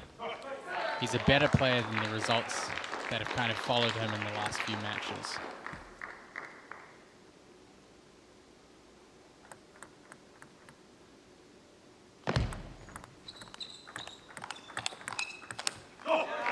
He clearly struggled in November with that Chicago event. He went 3 and 6 in singles and 4 and 5 in doubles. It was the only subpar weekend that he and Matilda have had in doubles.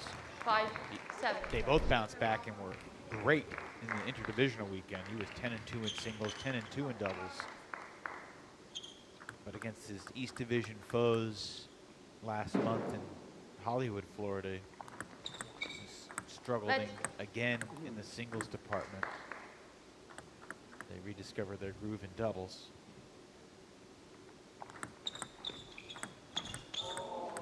I remember Gorak, the very first weekend of the season was like the Golden Game king.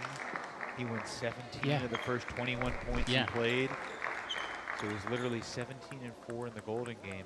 But he enters this weekend, 55 points won in the Golden Game, 54 points lost.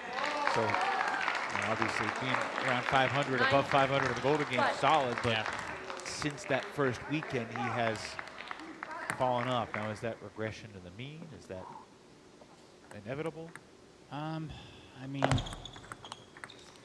think there was like a bit of a turning point. I don't know if this has any impact on him or not, but from a mental standpoint, he went into that Chicago weekend basically having just become the highest rated player in the US. He was the #1 player literally a week before that Chicago match. So I don't know whether that impacted him a little bit, but he's kind of down here in the Tampa area, a lot more focused on coaching, and it's really difficult if you're not practicing all the time. It's tough. It's tough to keep up the level that's needed to compete with players of this level. So that, I would say, is probably a factor. That he's just really focused on coaching. Jin Wong with a strong response to that serve. A couple of happy owners there, Andre Liu and Roger Kang. Yeah, you don't see those two apart from each other all that often. No, they're a devious duo, if I don't say so myself. But both fantastic guys. And must be said that the Revolution team are very, very lucky to have them. They've just been a huge support pillar for the team. Well, Jin Wong could use a boost right here because Gorak's fought off a couple of game points on Wong's serve.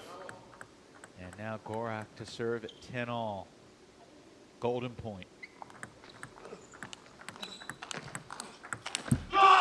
And Jin Wong able to get it done. We've seen this a bunch today, Matt.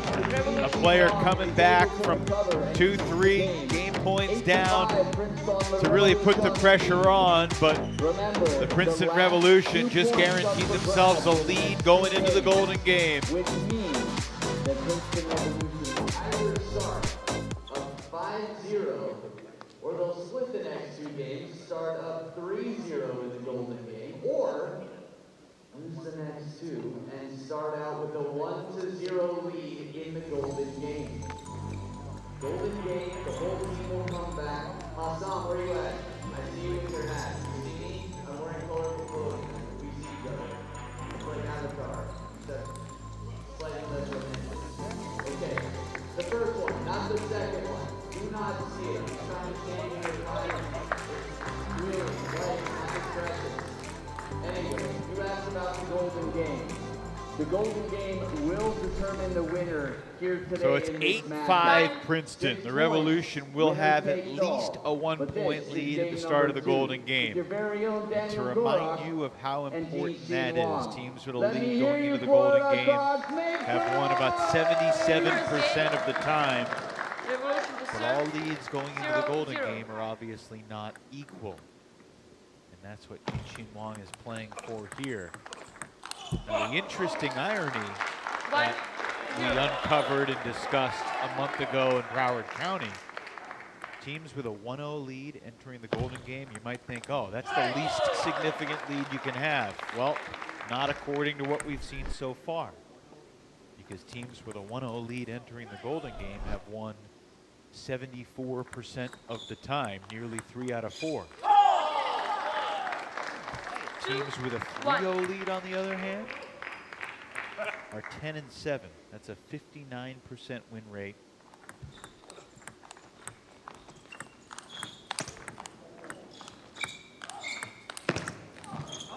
Which is notably less than the 74% rate with a 1-0 lead. If you get the 5-0 lead at the start, good night. Teams have won 92% of the time with a 5-0 lead. Again, not that Jin Wong is thinking, well, I need either both these games or none of these games. That's not, he wants them all. And he would love to win 2 out of 3 and give his team a 3-0 lead.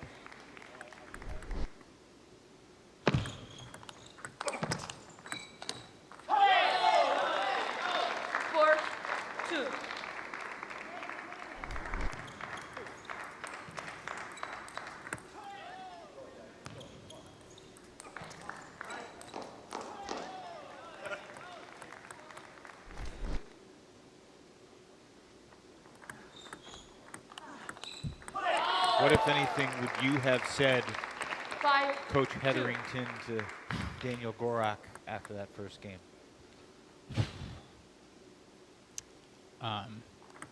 It's really putting me on the spot with that one. I think just to figure out the positioning a bit better. I think even throughout some of the points, we're seeing him take the forehand ball a little bit late. So just to give himself a little bit more space. This is, yeah, I mean, if he's balanced and he's in good position, in the rally, he's really solid.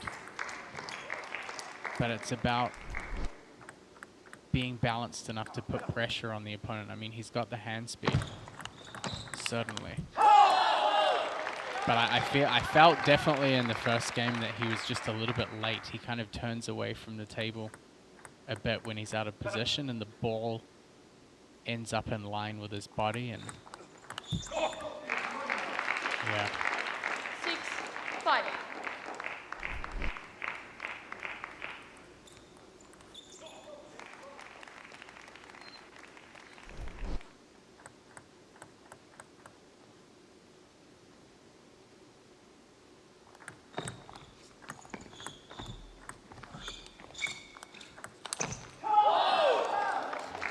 Fantastic dueling short shots at the start of that rally. Gorak's got a 7-5 lead here in game 2.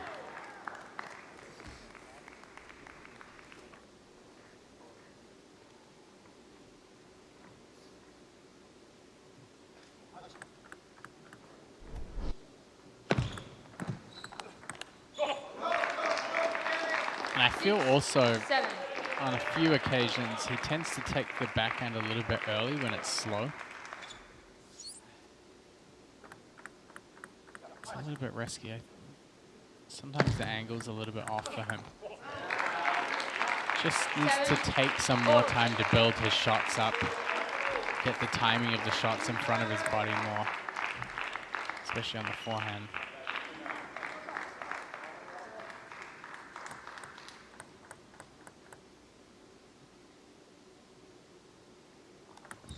Let's.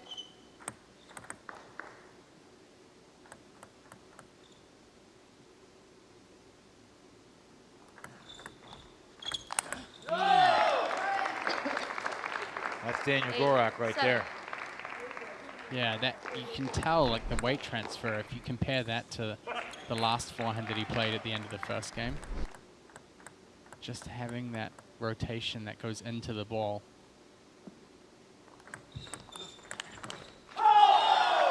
Risky step around coming from Gorak. You could see Wang had the perfect line down the forehand line there. Gorak straight away opting to step around.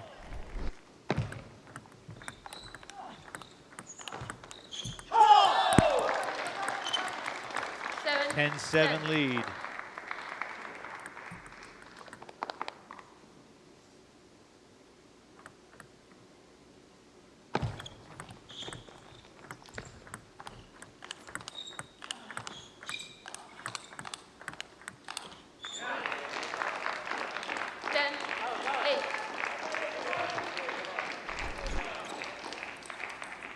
There have been more game points saved today in the two-team matches than maybe any other day this season. Number of games we've had from 10-7 to 10-10 or 10-5 to 10-8.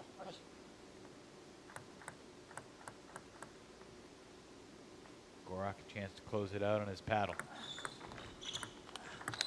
And that'll do it. 11-8. So it's 8-6 on the team tally. And Gorak and Wang will be even one game apiece. One more game still to play before we get to the monstrous golden game that's coming up between the Revolution and the Crocs. Stay with us. Anyway, we'll work on the microphone stuff later. Big win there, Florida Crocs fighting back. 5 points now on that scoreboard, or is it 6? I think it's gonna be 6. That was big. And now, at 1-1, we've got one more game, the decider, to determine how many points Princeton Revolution start with. They could whittle it down to just one, the Florida Crocs. And 1 point, it's enough to win. At 2020, it's an ultimate golden point. But it's anyone's game. You win that first point when you're down 0-1, suddenly it's even, and let's just say this. Well, the Crocs know that they will be trailing going into the golden game. The question is, will they start 1-0 down or 3-0 down? The game is coming up now. If you're a Florida Crocs fan, Matt, the very first golden game in 2024 was that Chicago comeback against Carolina. Shy college students, there have been 12 golden games since. All 12 have been won by the team that started in front. 0-0. See if that trend keeps going. If so, everybody look out. There may be barriers flying in this building in about 25, 30 minutes. Is that victory thrown barriers? Yes, or yes, that's become a thing for the Princeton owners. Just checking. So yeah, put your helmets on, folks.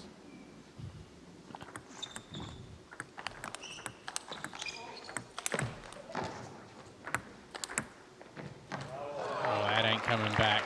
1-1. Gorak taking a bit of a risk down the line to go inside out. Revolution See serve. that fade just carried the ball wider. That's Wang's point. Hit his paddle, but it never hit the table.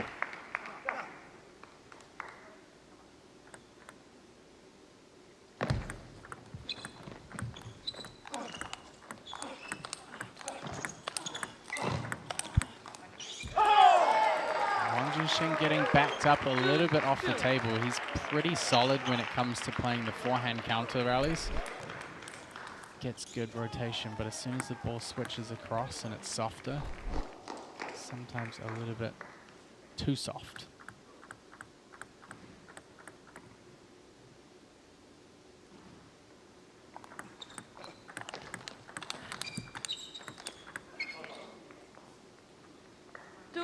Two lead for Wang. This game just has the feel of another 11-9, 11-10 duel.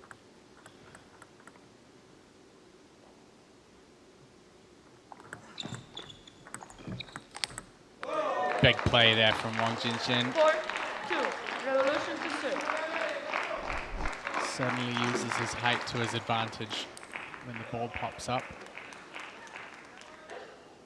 Jinshin Wang owns a coveted victory that only 4 other players in the league have enjoyed this year.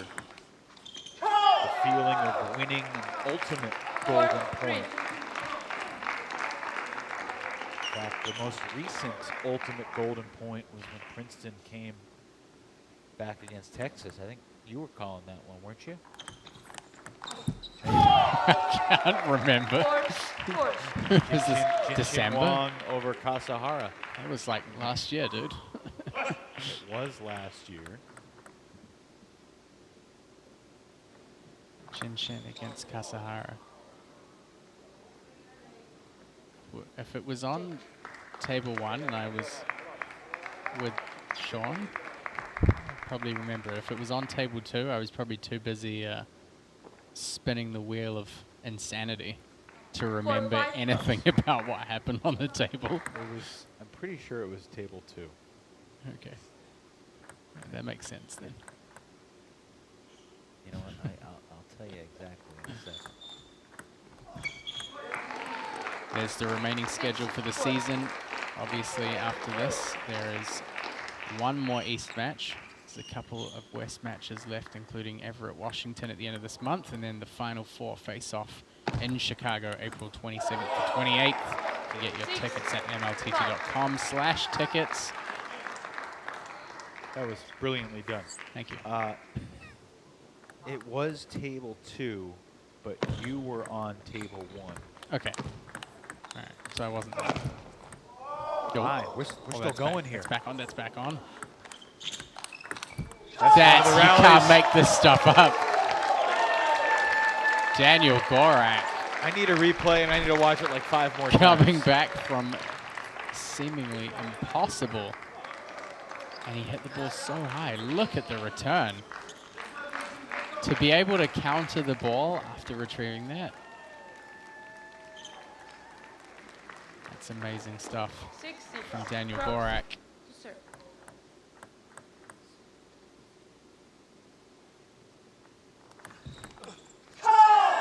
And Gorak surges into the lead here in game 3.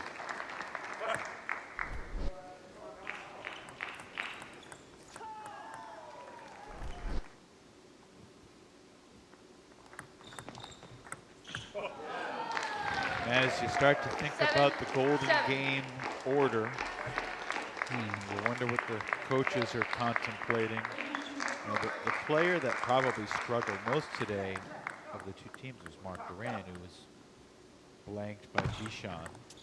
Yeah. So the sweep we've seen, and the general sweep we will see in this team match. I'd probably be trying to match Duran up with Jinshin, maybe. I think he's played quite well against Jinshin on previous occasions, and maybe the pace is a little bit more comfortable for him.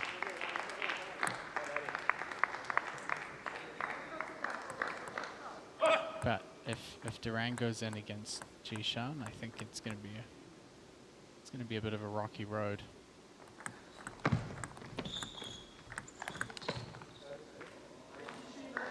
Gorak back within 1. By the way, the other players in the league who have won an ultimate golden point so far this year? Amy Wong. That's 1. No. She did not win an ultimate. Ojo. Ojo's 1, right? Ojo won the first one. Fabiola? Yep. Is East or West? Both West. Tawan Cha? Over Jiwei Sha.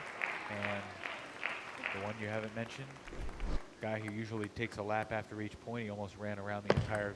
Adi Serene. That's right. Against Collet.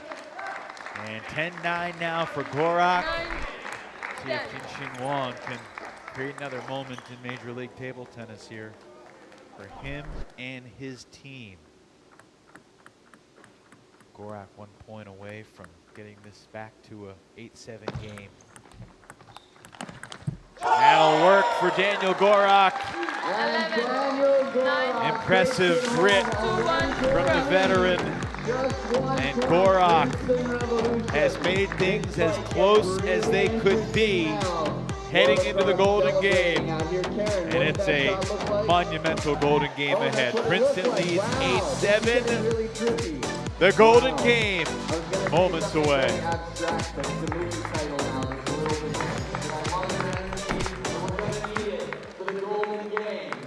The Golden Game.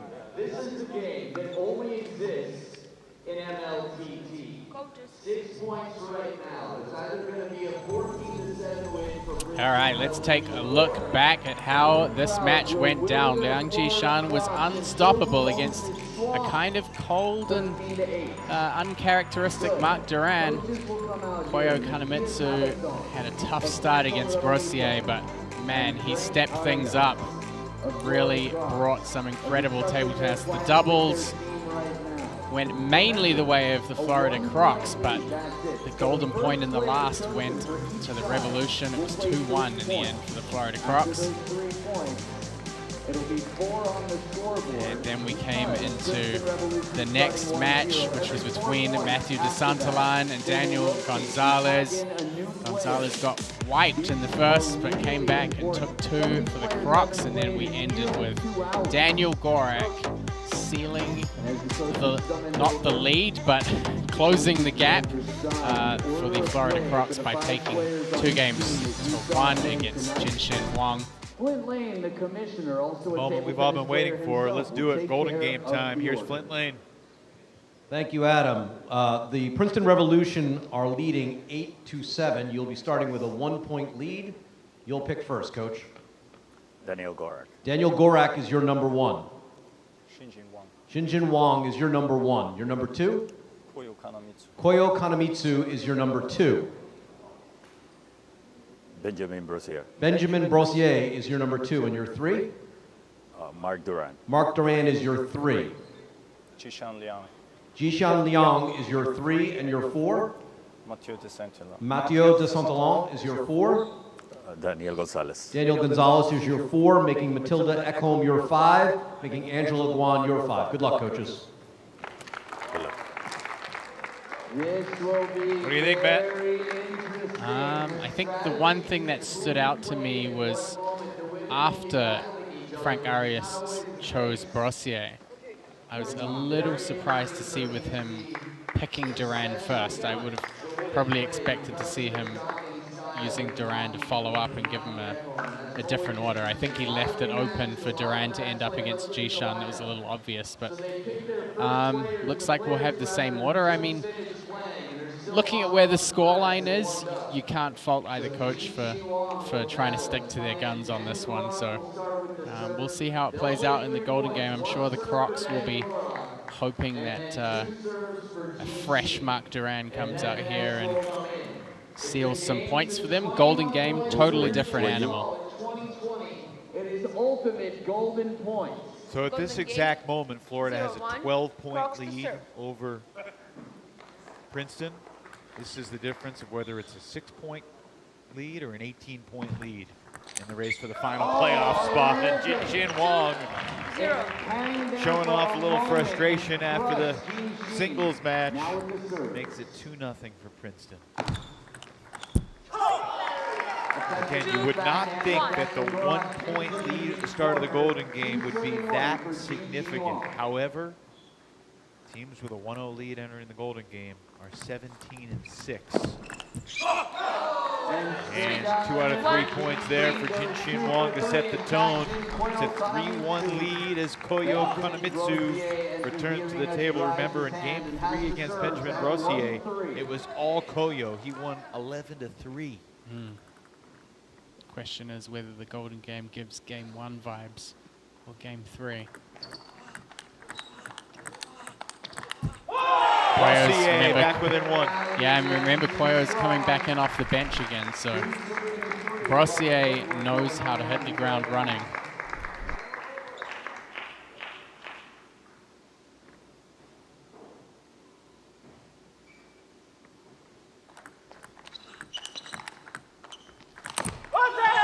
2 straight for Brossier, and we're tied 3 apiece.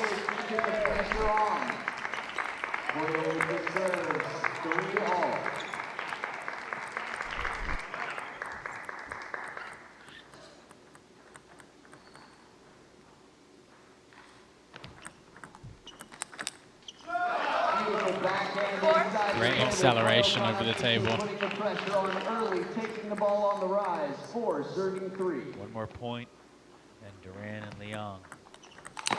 Oh, big response from Koyo Kanamitsu to earn the split of the 4-point sequence, and now we'll see if Duran has made any adjustments since Leong had his way. He looks a little more pumped up from the get-go here.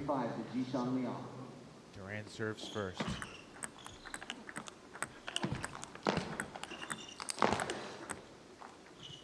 There he is. Duran That's Mark Duran. He's back. Roar of the night. Where was that roar earlier?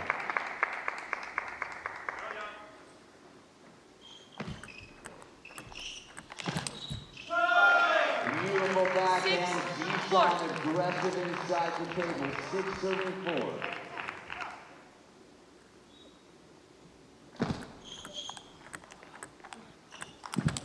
Too good from Leong. When he gets that forehand in rhythm, good balance, not much you can do. Duran a little earns the split. pump fake on the flip there from Duran. Crocs need to make a bit more leeways in here than just taking splits. If they split the whole way through the golden game, they're going to end up losing. Certainly within striking distance, though. It's not like they're down 17-5.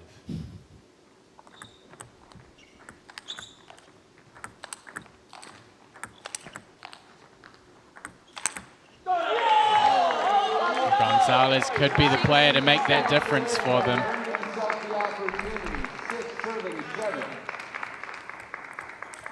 His performance against the Santalan in that 3rd singles match changed the momentum of this entire match. Oh, what an angle. Incredible dig.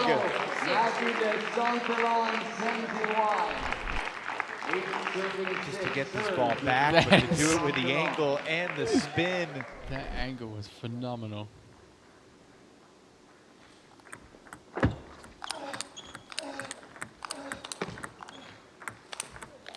Wow, what a response. Gonzalez shows the defense. Just solid control against an attacking Ratu de Santalan. Gonzalez turned things around. Three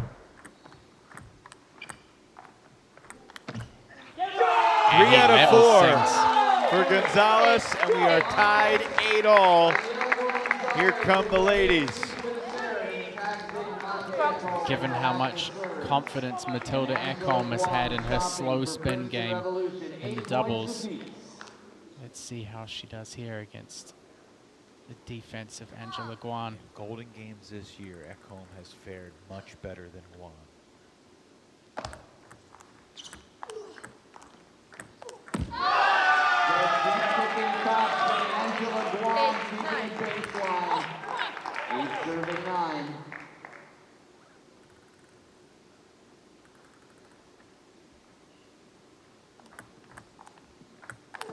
Guan wins both points on Ekholm's serve. Princeton leads by 2 again. See Ekholm really trying to wrap around the ball there. Ends up driving it into the net.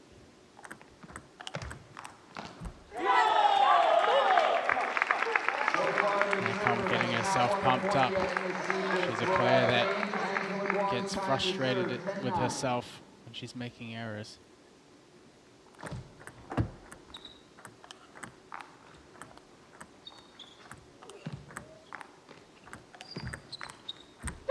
As more linear follow through gives her the safer shots, and she'll split after starting 2-0 down. Yeah, all 4 points won by the returner in that quartet. Back to the top of the order. Jin Wong and Daniel Gorak. The last 4 points they'll play tonight, unless it's 20 all. The Revolution players are just killing those wide forehand angles. Every point feels pivotal right now.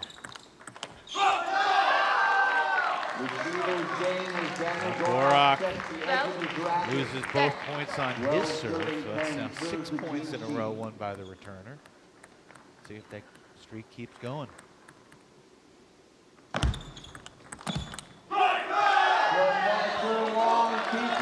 Jin making it count in the golden game.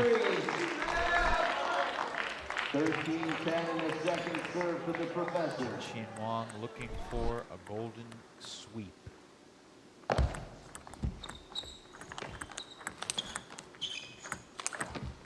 not going to get it. Daniel Gorak claims the last point. Koyo Kanamitsu back into the table. Glad to meet you on the other side. Jin Wong won 5 of the 7 points he played against Gorak here in the golden game. Brassier gets the ball deep to the backhand again. It's a strategy that he used a lot in the singles. Only reason I mention that, Matt, is because if it is 2020, we'll see them again with 1 point hanging in the balance. Princeton's going to take a timeout here, so take a deep breath, everybody, and listen in. So the first you don't need to kill you. When you open the ball and he blocked, then you go for it. Okay. So first ball better I put on table. Exactly, and then he normally play like this and then you go. Okay. No problem. Stay confident. Come on. Come on. Come on. All right. Right. It's always funny to me when the players go back to the bench and their kind of self-reflection is, I put ball on table, you know. In their head, there are so many different elements that play into that, but at the end of the day, it's really that simple. Slow down, get the ball in play. Net ball helps out Grossier. A few points ago, Jin Wong was going for a sweep, and it was Princeton up 13-10. But now all of a sudden, Florida's fought its way back again. 13 all. Koyo serving. Oh my, Grossier fights off the deep serve and steals the point. Florida leads. 13-14 this rally. Pretty crazy. 13 serving 14.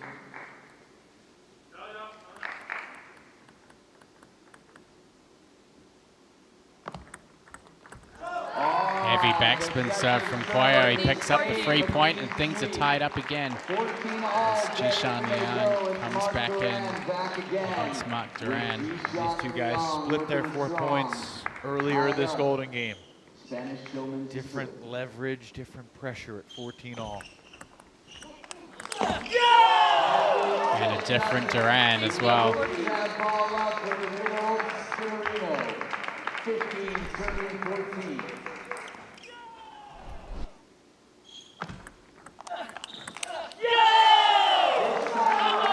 Reminder, Matt, Florida's going to be in second place heading into tomorrow, regardless of what happens here. But this is for the Crocs having an 18-point lead over the Revolution, or just a 6-point lead heading into Saturday. Leon brings Princeton back within 1. 15 serving 16, looking to tie it up. Duran kind of floats the forehand receive. Didn't really do anything with that. Tied again, 16 all. It's Gonzalez and De Santillan. De Santillan's going to have to raise the bar here.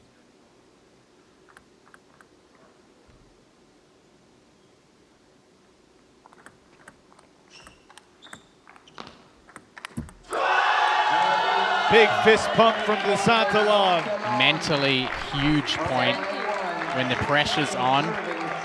To be able to force a forehand error like that could pay some psychological dividends for DeSantalon.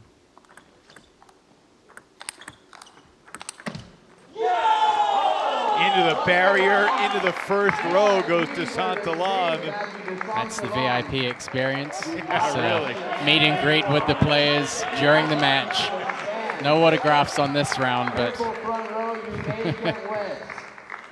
it's a MLTT, an immersive front row experience. Welcome to Jurassic Park right there. 17 all.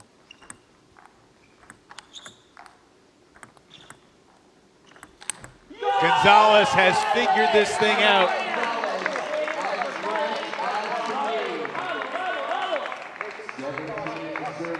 The ladies will be on the table next. Will it be tied? Or will Florida go ahead by 2?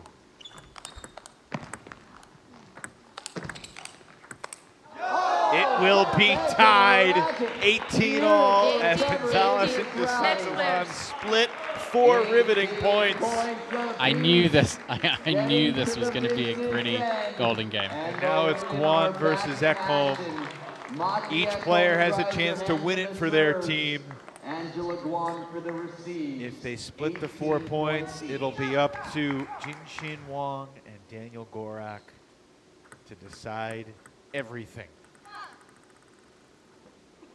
Ekholm serves first. And she missed it. Now remember, Matt, last time between these two, the returner won all 4. But the pressure will be on Matilda in a huge way if she can't win this point here on her serve.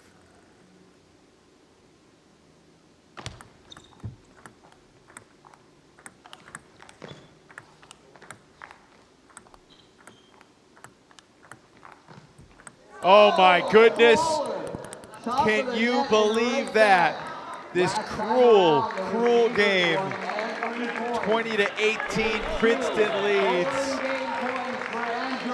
by a net ball. 20-18. Ekholm again needs to replicate what she did earlier, winning both points on Guan's serve.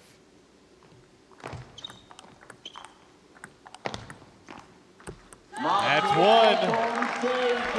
1. We are 1 point away from our first ultimate golden point since December 1st in Major League Table Tennis. Gorak and Wang are ready. Angela Guan with the match on her paddle.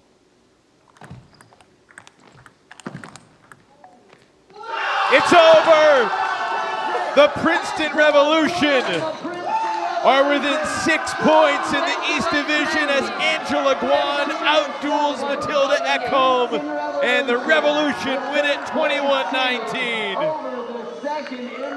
That is a rough break for Ekholm. But Angela Guan holding steady. She's been in that position a couple of times before. It's not an easy position to be in, especially as a defensive player. You really only have so many options when you're defending. Angela Guan and the Princeton Revolution team will be thrilled with that result. A tough break for the Florida Crocs. They really put themselves in a better position in that golden game. Follow them on Instagram, Twitter, TikTok, and the other Once again, the team that had the lead going into the golden game does it. That's 13 straight, where the team that enters with a lead prevails. Saw Florida take the lead in that golden game, but Matthew DeSantalon with a clutch point to get the ladies back to the table tied. And what a win for Matthias Havasson and the Princeton Revolution. Wow. Matthias joins us now. Congratulations. You had it all the way. Never a doubt. What were the emotions like as you watched that golden game, Matthias? I think every kind of emotion. I mean, honestly, I mean, we are not allowed to lose. You know that we are behind a few points still. And yeah, I mean, this is so close, and everything is running so fast. We were up like 7-3, and in this set then 8-3, and it's turning around totally until the golden game. And also in the golden game, it was really thrilling. I'm really out of control right now. I'm sorry. You absolutely don't have to apologize, because we're the same here. Unfortunately for you, you're in front of the camera. Yeah. You've got to feel pretty good, kind of coming back to your full lineup, to your strong lineup. I mean, you guys did phenomenally last month in Florida with the lineup that you had then. How does it feel to have the team that you have here, and to have Koyo and to have Jinshin back as well? Yes, I mean, of course, yeah. For the whole team, it's a very nice thing, because table tennis is also a lot about confidence and stuff like this. And as a teammate, if you know, okay, you're a little stronger from the paper, from the lineups, you also play a little bit more relaxed, for sure. But today showed us that sometimes it doesn't really matter so much who is playing, you know. It's like table tennis in general is a very quick sport, and on a relatively even level, a lot of things can happen, and especially in this kind of system, which I love, which is thrilling, it's even more things can happen in a short period of time. And so we have a very strong lineup. I told you in advance, for us there are no excuses. This weekend for sure we have our strongest team here, and I mean, now I'm just happy that we won somehow. But I must also say that there was a situation in between in the doubles where I was sitting in back. I had no chance to see it, but Chishan lifted the hand and said, okay, the service of Daniel Gorak was on the wrong side. They said no, and I really need to say thanks to one of the biggest gentlemen in the world of table tennis, Daniel Gorak, that he said, okay, let's repeat the ball. So this was a very, very kind and fair move from him, and this I really wanted to mention also on TV. Before we let you go, your team started this year 1-6. Yeah. Now you're 9-8. You're within 6 points of a playoff spot. How has your team figured it out over the course of the season to turn it around, to play your best? And you're not in the playoffs yet, but you are in position to be in position. Yeah, I mean, I think there were just a few tools to turn a little bit, but also I think we handle better the golden game now. I mean, this is a key point in this system, and in the beginning, I mean, we didn't feel so well in the golden game. One time I made a little mistake in one lineup in Myrtle Beach, and in the end that costs a lot during the season. But I think these kind of things we make better now. The team works more together than in the beginning, of course, because we know each other better now. Everybody knows better what the teammate needs, or me as a coach, I know what the players need, and there are small things. You got about 18.5 hours before your first player will be back on the table tomorrow as you face Chicago. We'll let you go. Congrats on the great win tonight. Thank you so Exciting much. stuff. We'll see you tomorrow. Thank you so much, guys. Thank you. Matthias Habasson, the head coach of the Princeton Revolution. He's been the head coach of the Austrian national team. He's still a competitive player, and man, what an emotional roller coaster that was. Angela Guan was in the front row seat of the roller coaster at the end. So you and Matilda have had a lot of battles this year. In your golden game points, the returner kept on winning the point. Yeah. What was going on? I have no idea. After the first round of golden game, I was like, what's happening? So this time around, when it was 2019, I was like, no, this can't keep happening. I need to win this point. What did you do on that serve at 20-19? Well, my teammates were just reminding me and cheering me on, telling me to be confident, trust myself, and then telling me, like, oh, use my backhand serve, or honestly, they're just like, just go with your guts. Now, in the doubles in particular, we saw you starting to use the backhand side a little bit more aggressively sometimes. Is that something that you're trying to work in a bit more? I feel like in the topspin situations, not just in the doubles, but also in the golden game, you seem to defend sometimes a little bit less. Is that something that you're actively trying to do to try and control the table a bit more and take the ball a little bit earlier sometimes? Yeah, last time we were actually we were up and lost a lot of matches 1-2. So we lost because we just kept doing the same thing. So why not just change it up? Whatever's not working, why don't you change? So that's why I'm trying it out.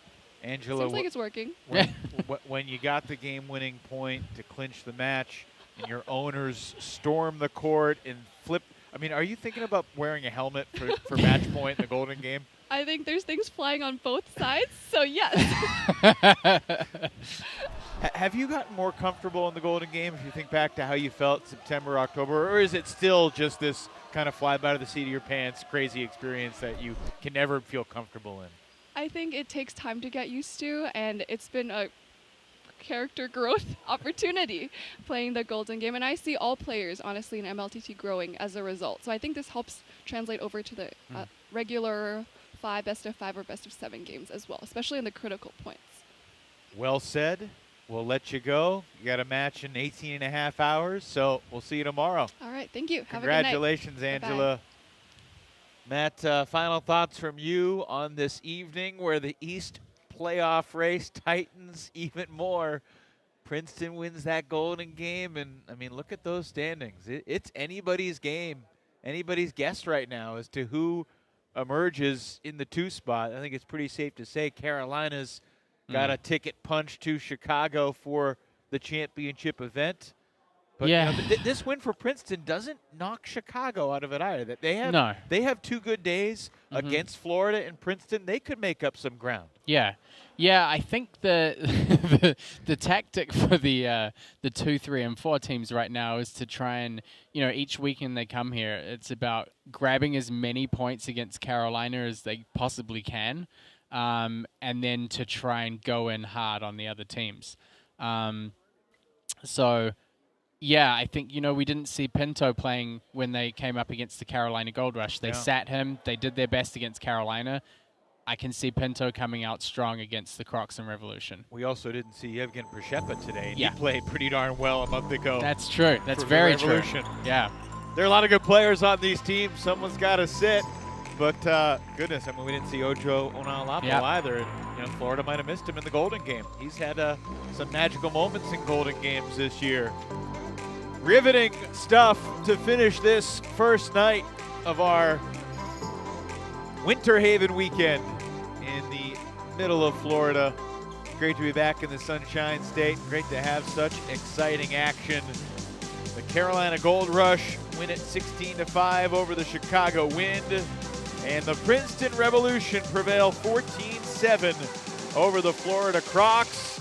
Angela Guan closes out the Golden Game 21-9, celebrates with her teammates and owners. For Matt Hetherington, our entire crew, Evan Lepler saying good night. We'll see you tomorrow, 4 o'clock Eastern, MLTT here in Winter Haven, Florida.